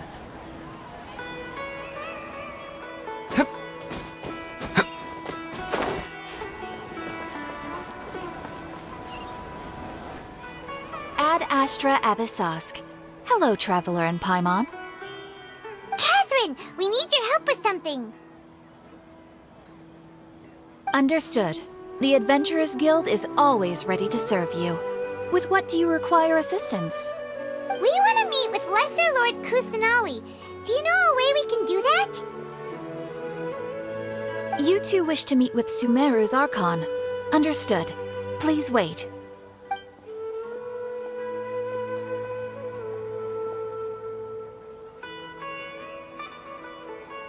I apologize, but I am unable to call up any relevant information in the Akasha. I'm also unable to locate any pertinent information in my personal memory. Aww, another dead end. Well, if Catherine can't help us, then we really don't know anyone else to ask now. Please do not worry. I may know of someone who can help you two. In Sumeru, the Adventurers Guild does not serve as the vanguard of information. Rather, there are numerous active mercenary groups collectively known as the Eremites. They take on various contracts and work all across Sumeru, so they naturally accrue intelligence. An Eremite brigade called the Corps of 30 is in charge of Sumeru City's defenses. Not only are they the oldest brigade, but they are responsible for managing and coordinating the affairs of all other mercenary brigades. Corps of 30? What a weird name. Supposedly, they are named as such because their ranks numbered 30 at their inception. Asfand, an advisor with the Corps of 30, maintains good relations with the Adventurers Guild. Though he's already retired, he and his words carry great weight within mercenary circles.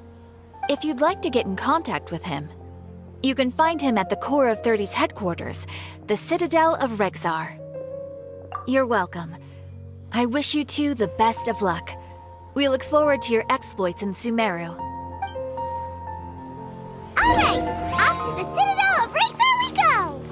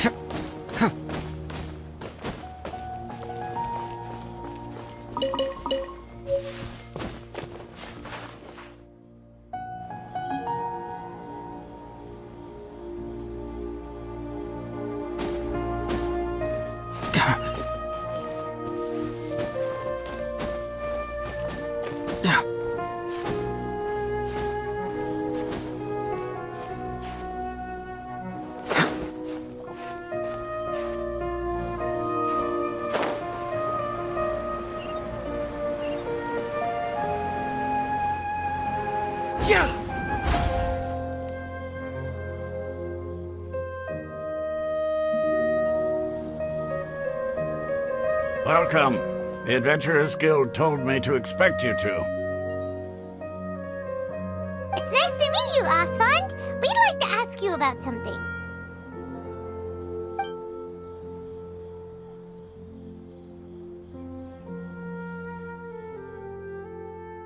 I see. So, Catherine's the one who sent you this way. Ha! It's true that the Eremites' network is vast, but even I can't help you meet the Dendro Archon. Wait, seriously? That's it? Afraid so. The Eremites aren't terribly religious, so we don't know much about divinities. As far as the Akasha goes, we can access even less than you. We originally came from the desert. The gods there died off long ago. Since those days, we've used our own two hands to carve out a living. We don't beg gods for their aid. It isn't just us, though. If you ask me, I think most in Sumeru aren't interested in Lesser Lord Kusanali. Oh? Why's that? Just take the Academia, for example. They're the ones who truly rule Sumeru. Although they believe in gods, most of them only care for the late Greater Lord Rugurtavara. In their eyes, she was the one who founded Sumeru and gifted us with the Akasha. Lesser Lord Kusanali just happened to inherit her legacy. Because of the Academia's influence, most citizens are more familiar with Greater Lord Rugurtavara and hold her in greater esteem. Not to mention that Lesser Lord Kusanali never makes an appearance, and the Academia never announces anything about her. As far as the people of Sumeru are concerned, she's just a god that exists. And that's all. Really? Aw. After hearing all of that, Paimon sort of feels bad for Lesser Lord Kusanali. Ha! But who knows? We're all just guessing when it comes down to it. Besides, I'm sure the God of Wisdom doesn't worry about her reputation among people like us. All right. Well, thanks for the info, Osfond. No problem. Always happy to help out the Adventurers Guild.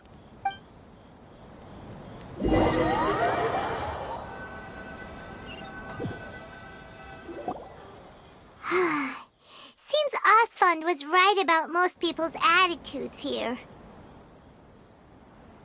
Not only are they not interested in the Dendro Archon, they even say stuff like, if the Akasha doesn't think I should know, then I don't need to know about it. We've been asking for information non-stop ever since we got to Sumeru. But the harder we try, the more helpless everything seems. Isn't there at least one person in this entire city who cares about Lesser Lord Kusanali? Oh, you two are interested in Lesser Lord Kusanali? Huh? Who are you? From the sound of it, you two are Outlanders who recently arrived here. You've been asking around for information on Lesser Lord Kusanali, right? Oh, I'm sorry. I forgot to introduce myself. I'm Dunyarzad, one of Lesser Lord Kusanali's faithful followers. Whoa, really? Then do you know how we can meet with her? I'm afraid I can't help you with that. But your conversation earlier did happen to remind me of a legend about the Dendro Archon. Sure. It goes like this. Long, long ago, there was a man who heard a prophecy. It predicted that a great calamity was about to befall him. Panicked by what he heard, the man sought out the Dendro Archon in hopes that she would bless him with the wisdom to help him escape his predicament. The man journeyed across deserts and through rainforests and experienced tribulations of every kind. However, he still couldn't find any trace of the Dendro Archon. In despair, he thought, alas, the Archon has abandoned me. He then had no choice but to sorrowfully resign to his fate. Okay, and then what happened? And then, the calamity came.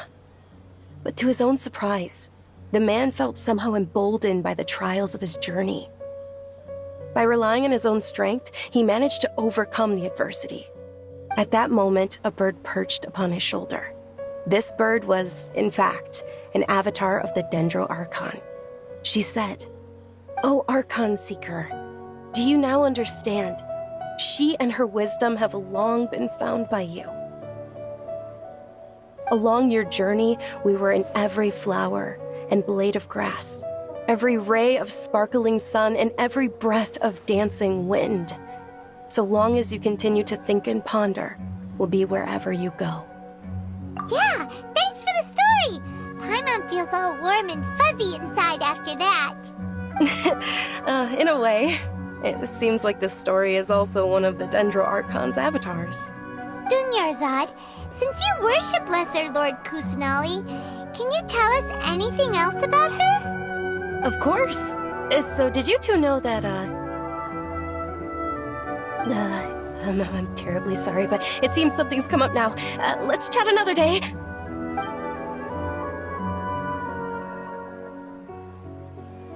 Hey, wait! What the heck just happened? It looks like they're searching for someone. Dunyarzad was acting super nervous just now. You think they're looking for her? Ugh, this stinks! We finally managed to find a lead about Lesser Lord Kusanali! We can't let them get in the way now! Let's see if we can get rid of them. Then we can catch up with Dunyarzad! Hey, have you two seen a brown-haired girl wearing a purple top and a long blue dress? We're looking for her. Did she have bandages wrapped around her wrists? Yes, that's her. Did you see which direction she went? Yeah, she went that way. Quick, after her!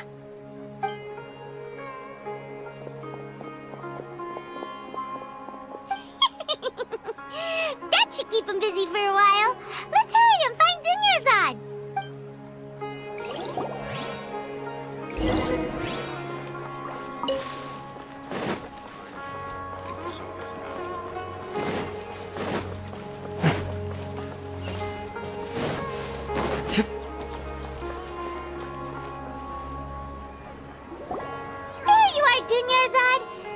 You might have been long gone by now. Oh, it's you two. Oh, you startled me there. You can relax now. We threw those people looking for you off the trail. Really? Thank you so much. Unfortunately, I believe there's still more of them out there looking for me. Uh-oh, looks like there are some coming this way. Huh? More of them? Then what are we standing here for? Run! No, wait, my body isn't in the best shape. It's difficult for me to run. Okay, sounds good. There's a tavern on the other side of the port we can go to. They probably wouldn't expect me to hide in a place like that. All right, let's move out. Stay behind us. We'll keep an eye out for anyone looking for you.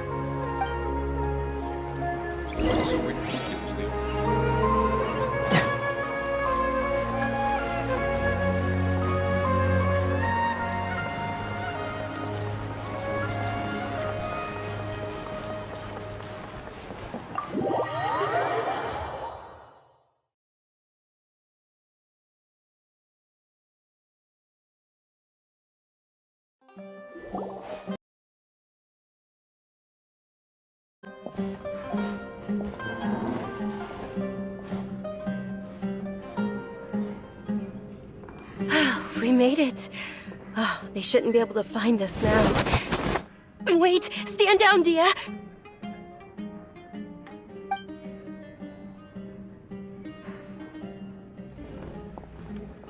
My lady, who are these two? They're travelers that I met on the street just a moment ago. They happened to notice that you were all searching for me, so they helped me hide. I see. In that case, you two should scram. There's nothing here for you. Wait a sec! Who the heck are you? And why are you shooing us away? I'm Miss Dunyarzad's bodyguard, here to see that she returns home safe and sound. My lady, let's get going. You've been gone for so long that your parents are worrying themselves sick. And if I refuse to go with you? It'd be easier for the both of us if you cooperated. But if you insist on not going, then I'll have to carry you like a sack of potatoes. Hey! Dunyarzad already said she doesn't want to go back. Why are you still pushing her? Stay out of this. You don't understand the situation. Sorry, my lady. Even though I'm your bodyguard, your parents are my employers. I have to answer to them. How much? Wait, what? How much more do I have to pay you to become your employer? So you never listen to my parents ever again. Double? A triple? Give me some time and I'll get that much. My lady, this isn't about Mora. I don't know what you think of us Eremites, but let me say this. I like Mora, but I'll never go against my principles. That's why I'm here looking for you. Sure, it's an order from my employer, but my conscience was also telling me it's the right thing to do. And knowing your health, carelessly running around like this is gonna hurt ya. For the sake of those who love you, don't be stubborn. No, you're wrong. I'm aware of my limits and I know what I'm doing. Honestly, the only people being stubborn right now are my parents. And I know perfectly well that it makes no difference if I'm at home or not. They still won't accept reality. And every time I bring this up, They just changed the subject. Dia, you've been living with us a long time already. This should be old news to you. Dia, I know it hasn't been easy for Mother and Father, and I'm grateful for everything they've done for me. But there's someone else in this world I'm also grateful to. Because she saved me. The love I have for her is the same I have for my parents. This is my life and my last chance. So I want to do something meaningful.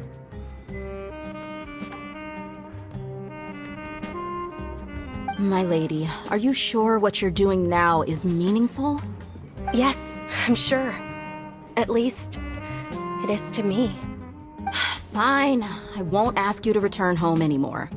But let me make something very clear. I'm only doing this because I respect your determination, not because I agree with you. Thank you, Dia. Sorry for being so rude just now. My nerves were acting up. And I even brought up your payment in such an offensive way. Don't worry about it, my lady. I did say that I like Mora. Besides, that's our next topic of conversation.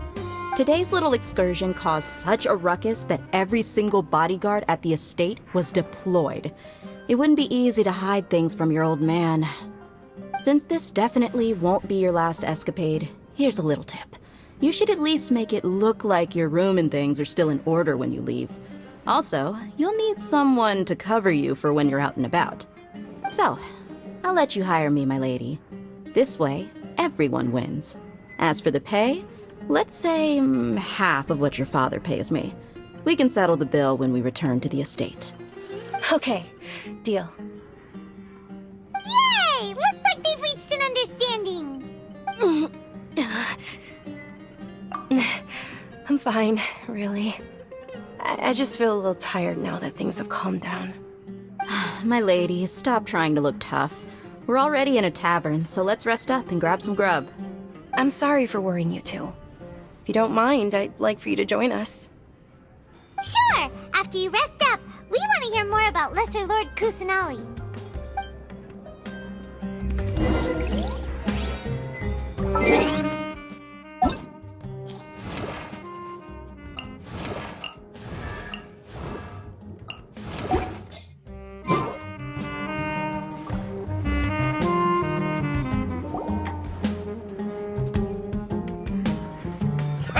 Well, if it isn't Dia. Haven't seen you in nearly half a year.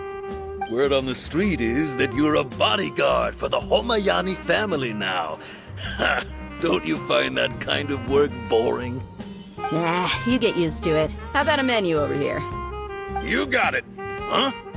Isn't this little Miss Homayani herself? We don't get to serve personages like you very often. We'll be sure to prepare our very best. Thank you, sir, but there's no need. I don't have a lot of Mora on me, and I really ought to save as much as I can. But please bring these two the best food you have. They're my new friends, so I want to be a good host for them.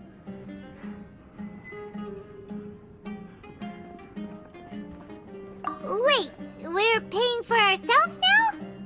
Aw, Paimon kinda wanted to try something fancy, but we aren't exactly loaded.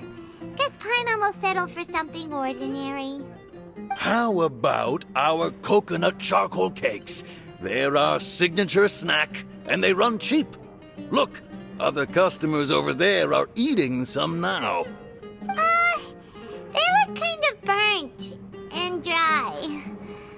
Paimon will pass. What do you have against my slime dishes? Dunyarzad, we asked a lot of people when we first arrived, and almost nobody was interested in Lesser Lord Kusanali.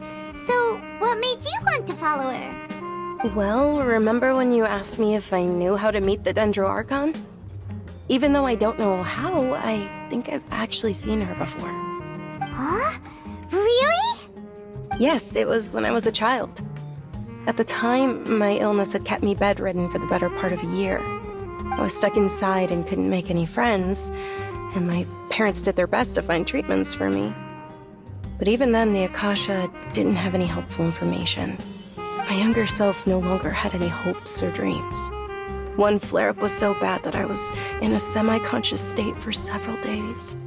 Then one night, I woke up alone in my room. I was terrified. My body was paralyzed. Even if I cried, there was no sound.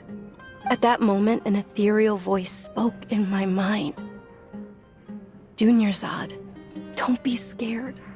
You don't have to cry. Dunyarzad, don't be scared. You don't have to cry. Who are you? How do you know my name? How do I explain this? You might not be able to understand, but actually, I know everything about you. Really? Of course.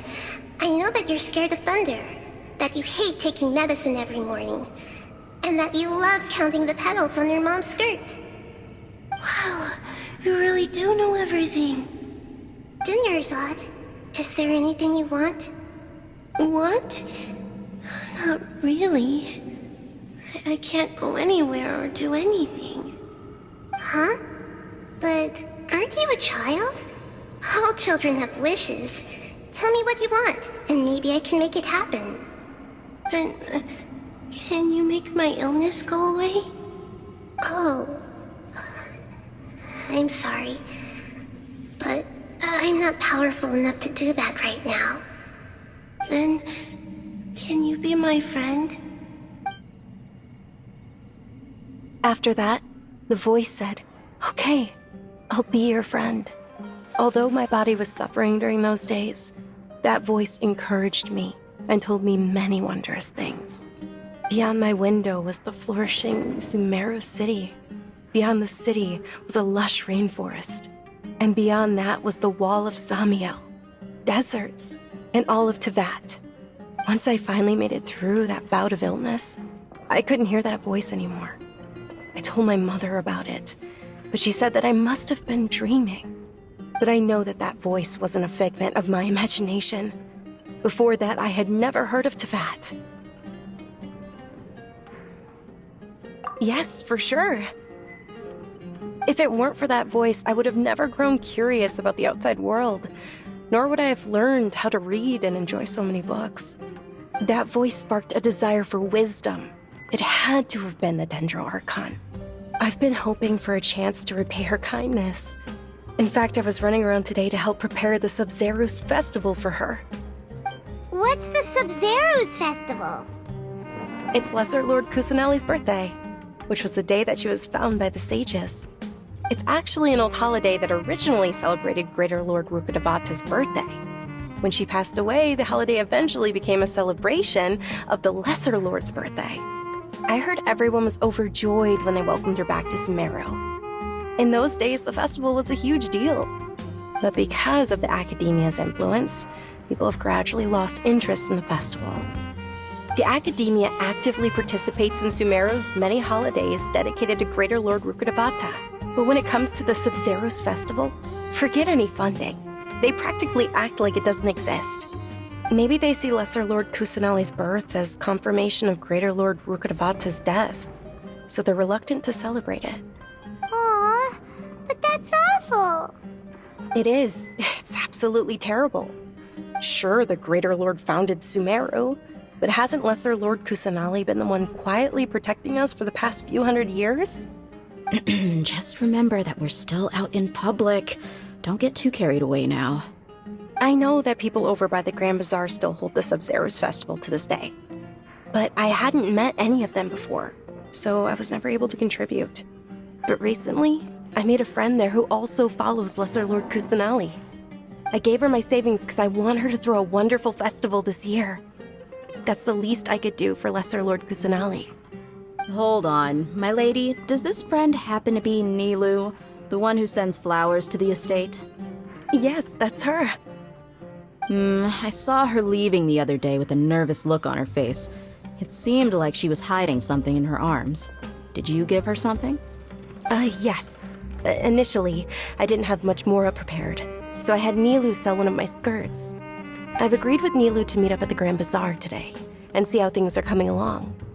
Dia, would you accompany me? Sure, that's quite the trip, though. I'll carry you. No, that would be too much, even for you. You might as well just accept the lift. If I let you walk, who knows how long it'll take us. And if anything happens to you, then I'd really never hear the end of it from your father. But of course. Nilu will be thrilled to hear there are more people interested in Lesser Lord Kusanali.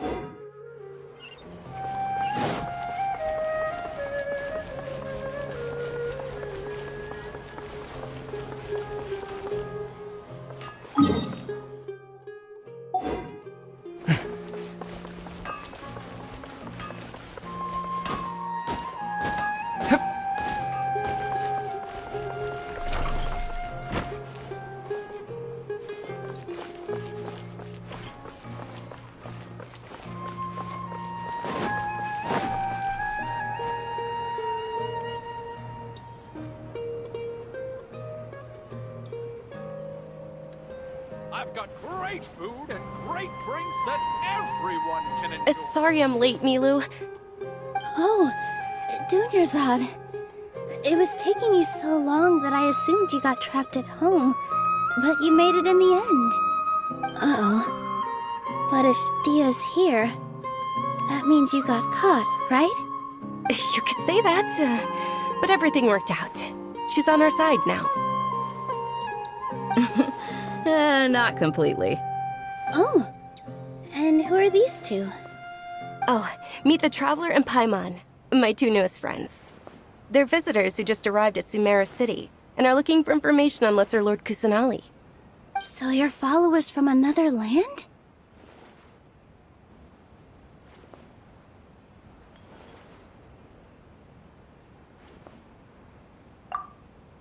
Oh, really? Well, that's okay. You're still invited to the Sub-Zerus Festival. By the way, Dunyarzad, we've already started decorating the Grand Bazaar. It looks spectacular, thanks to your generous contribution. You're very welcome. It's the only thing I could do. Do you still have enough Mora? Probably? But don't sweat it. We've already finished renovating the stage. Come on, I'll show you.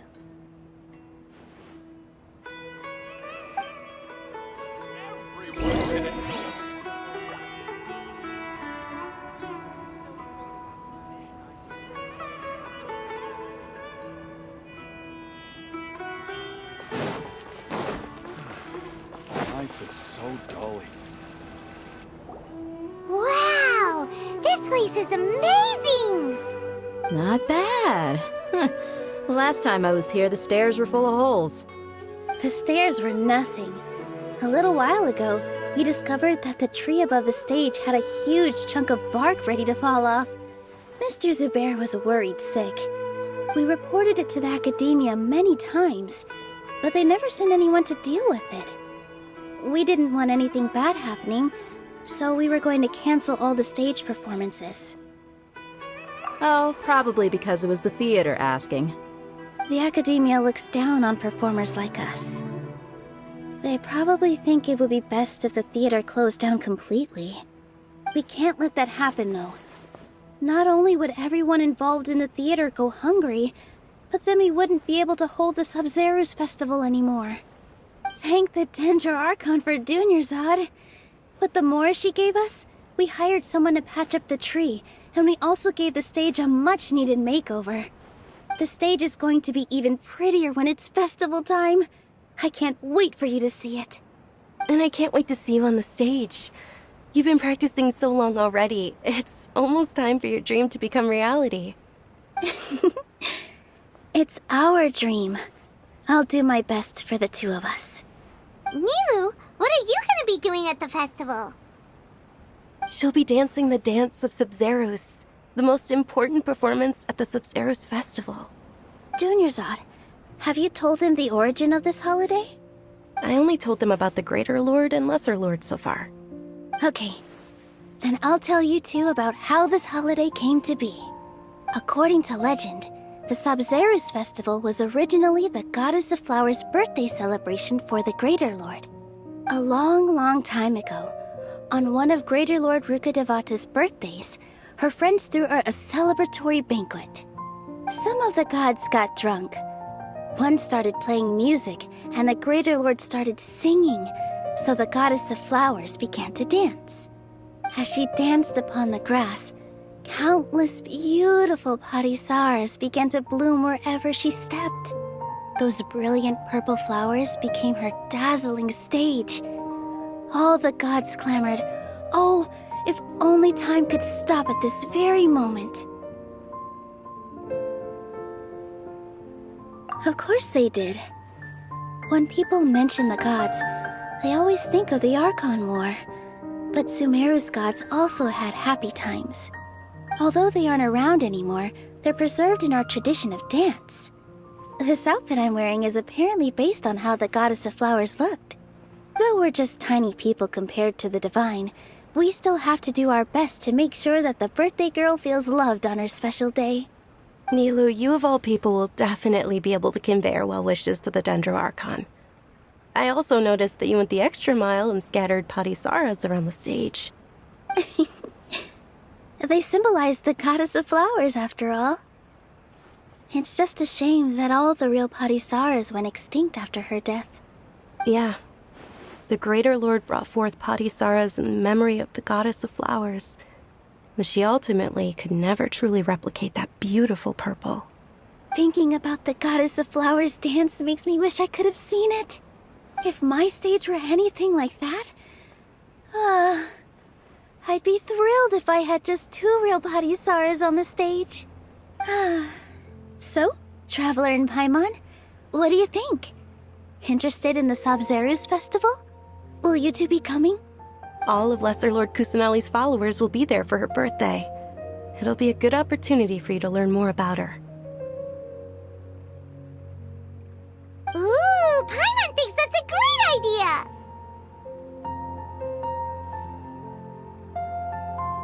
Hey, come on! There's nothing wrong with enjoying a festival.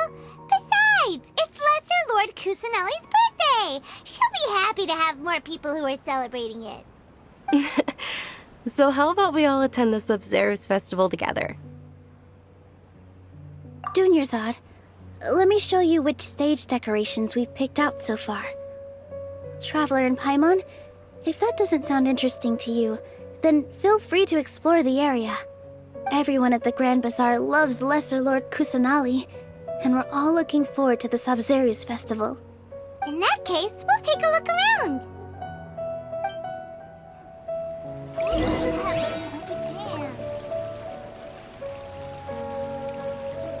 In my opinion, Shoots is the best stall in the whole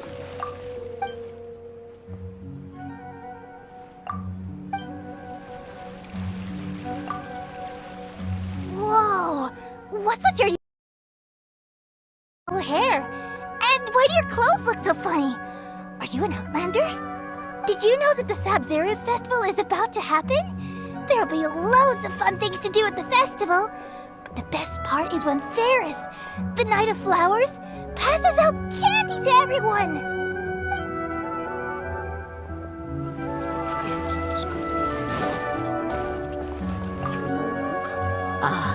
Dancing at the Sabzeruz festival. You know, I also danced when I was younger. As a child, I even asked my grandmother why we performed the dance for the Lesser Lord when it was originally done to honor the Greater Lord.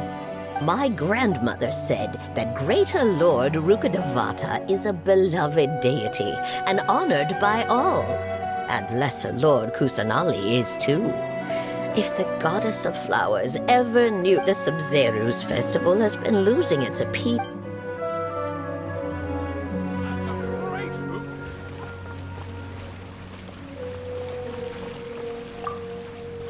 Huh. Revamping the stage for the festival couldn't have been easy, that's for sure. I bet this year's festival will be one to remember. I don't know much about the Grand Bazaar, but I do know that the residents here have a penchant for song and dance. Two things that the academia doesn't particularly approve of. Oh, and the perfume sold around here is a lot better than what you'll find elsewhere. The fragrances are longer lasting and they're gentler on your skin and...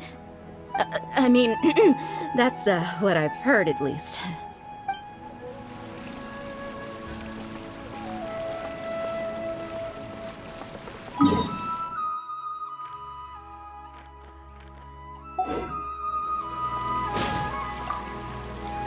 Things are real. Don't be fooled and add when it comes.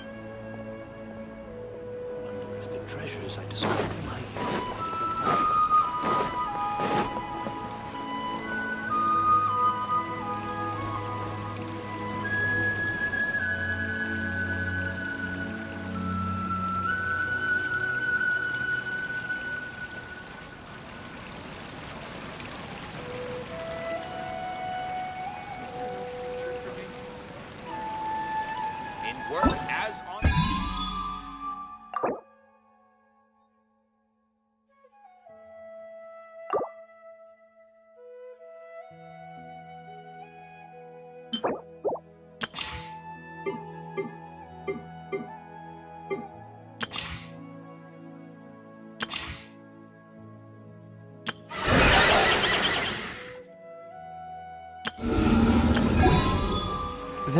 Milu, your outfit looks amazing.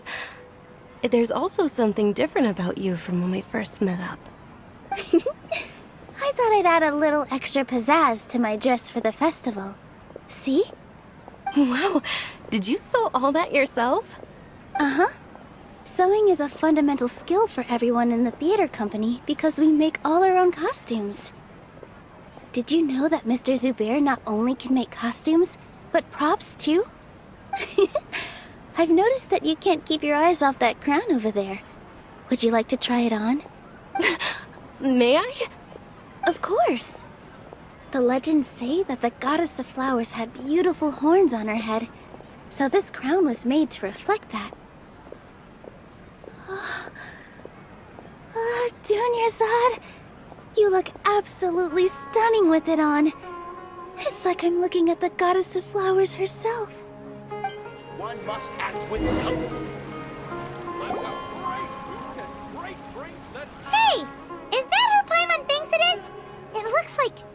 Catherine!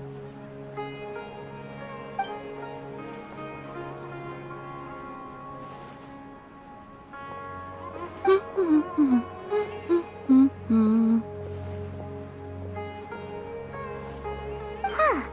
Come to think of it, Paimon's only ever seen her behind the counter at the Adventurers Guild. This is the first time we've ever seen her taking a break. Hey, Catherine! Huh? Oh, hey! It's the Traveler and Paimon! What's shaken? Whoa. Break time Catherine sure sounds a lot less formal than usual. Paimon was still waiting for her to say Ad Astra Abyssosk. Sure. Standing behind the counter at the Adventurers Guild doesn't require any complicated functions. But saying and doing the same old things over and over again can get pretty monotonous.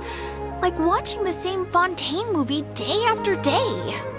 But take you two, for example.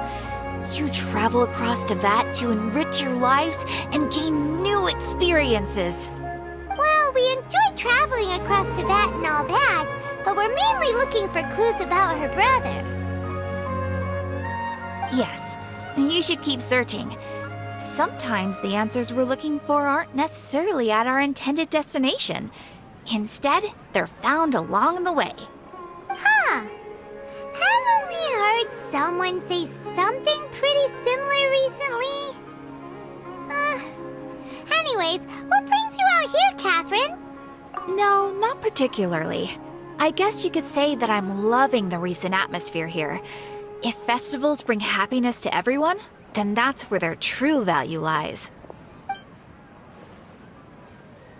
Oh, it looks like it's about time for me to be heading back now. Alright, we'll see you next time at the Adventurers Guild. Oh, Oh, by the way, thanks for connecting us with the Eremites. We've already made some great friends in Sumeru City thanks to you. I'm sure you two will get along well with the people here. You've already been blessed by the element of Dendro after all. See you around.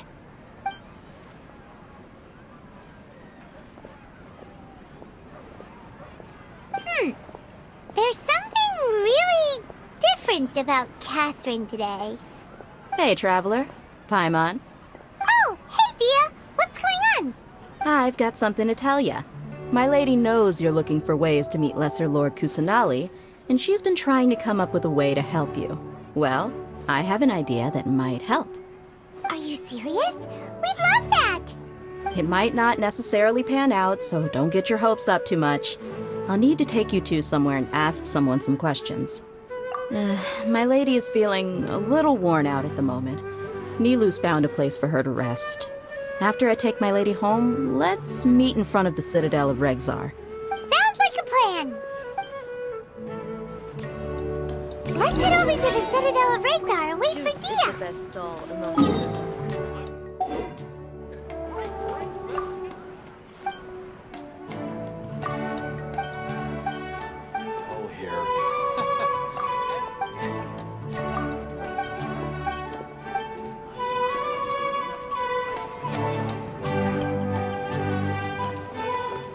Welcome!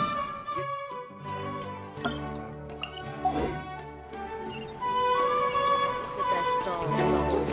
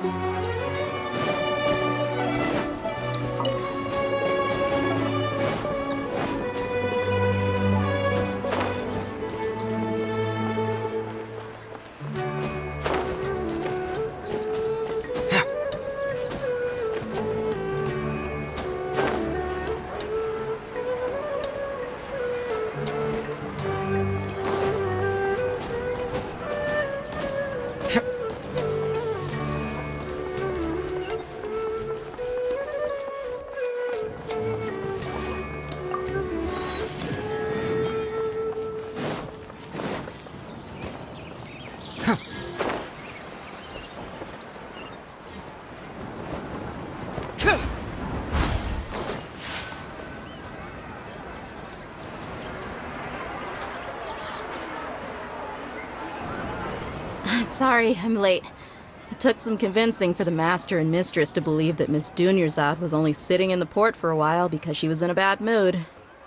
Anyway, I guess I should be thanking you. I haven't seen Miss Dunyarzad that happy in a long time. If it wasn't for you two, she probably would have been caught and dragged back much earlier. You sure sound a whole lot nicer than when we first met, Dia. Who would have thought you had such a soft spot for Dunyarzad? It's called being a professional. I'm a bodyguard, and I work for whoever's paying. Look, Dia's blushing.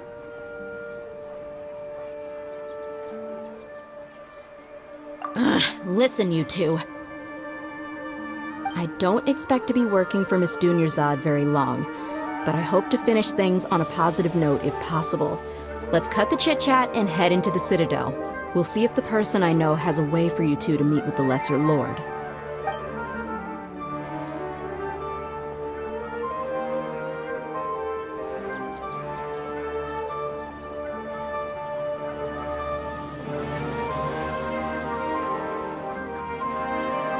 Oh, hey, Chief.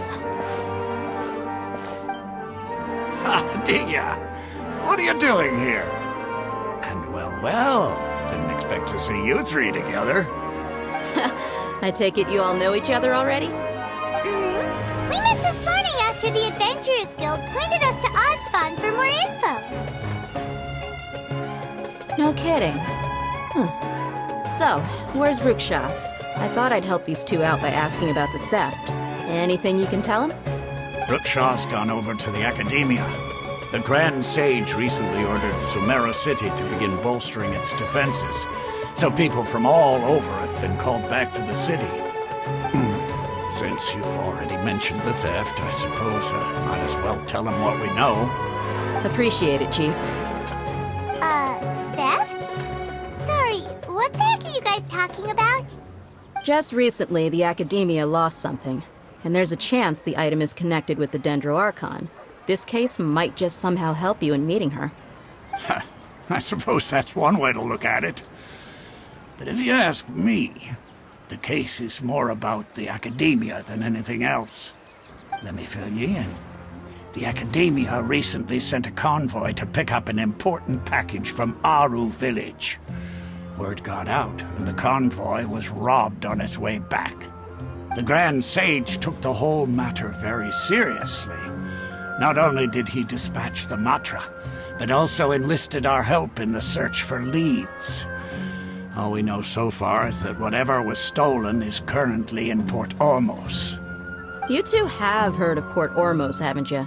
It's the largest commercial port in all of Sumeru. You can travel there by leaving Sumeru City and heading south along the river. The Academia's grip isn't long enough to reach all the way to Port Ormos, so the city's a little more laid back, meaning the population's also a mixed bag. You never know who you'll meet there. Apparently what was lost has a great deal to do with the Akasha, knowledge, and even the gods. I'm afraid I don't have any other details for you, though. If you're interested, maybe you could head to Port Ormos and ask around yourselves. If you want my advice, try introducing yourselves as students of the Academia once you're there.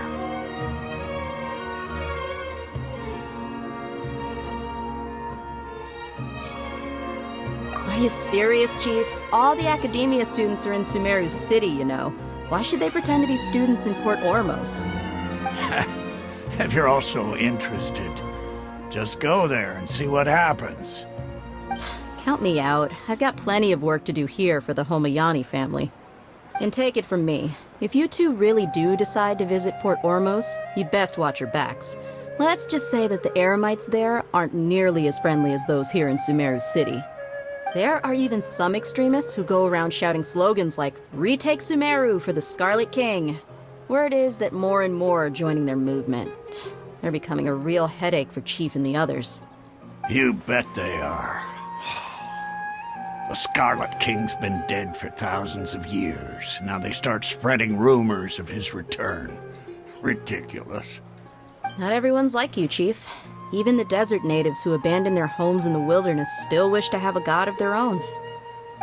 Well, Traveler, that's about all the information we have for you. Thanks, Dia! And you too, Osfond!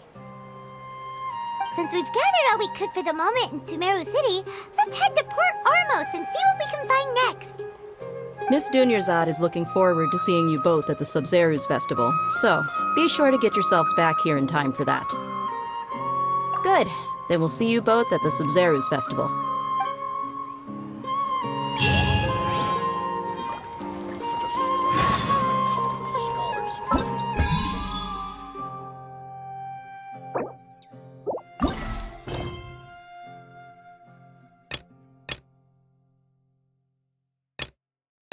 Turn this work over to the Elamites. I'll go rephrase.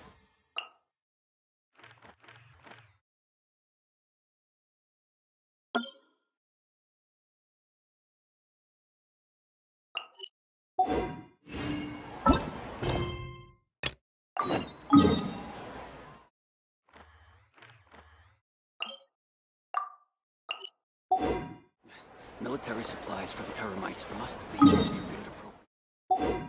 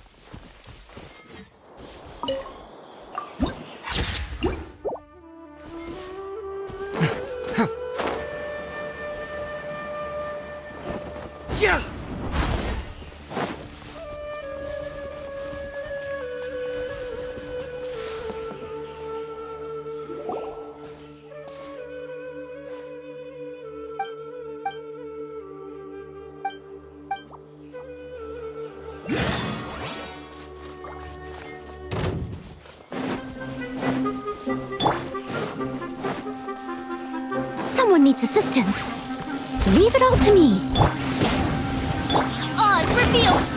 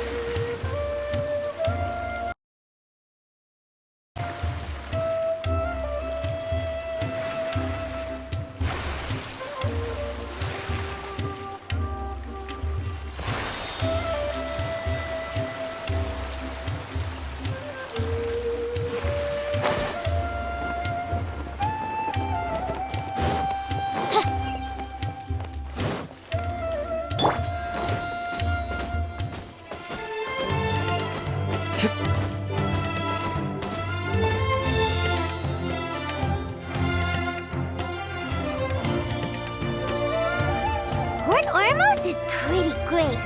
There's so many new and interesting things, not to mention all the tasty food. Sumeru's largest commercial port sure lives... How did things end up? All thanks to your artistic license. That's how. I should have made you wait until we got an update from Tanja. But when I finished the prototype Aranara yesterday, you agreed that the kids would like it. That's why we tried bringing it out for a test run today. Well, I never thought they'd dislike it so much.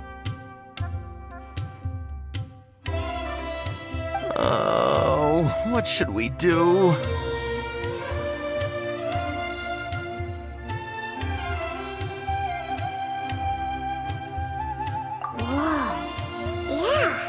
Compared to everyone else, they seem really down in the dumps.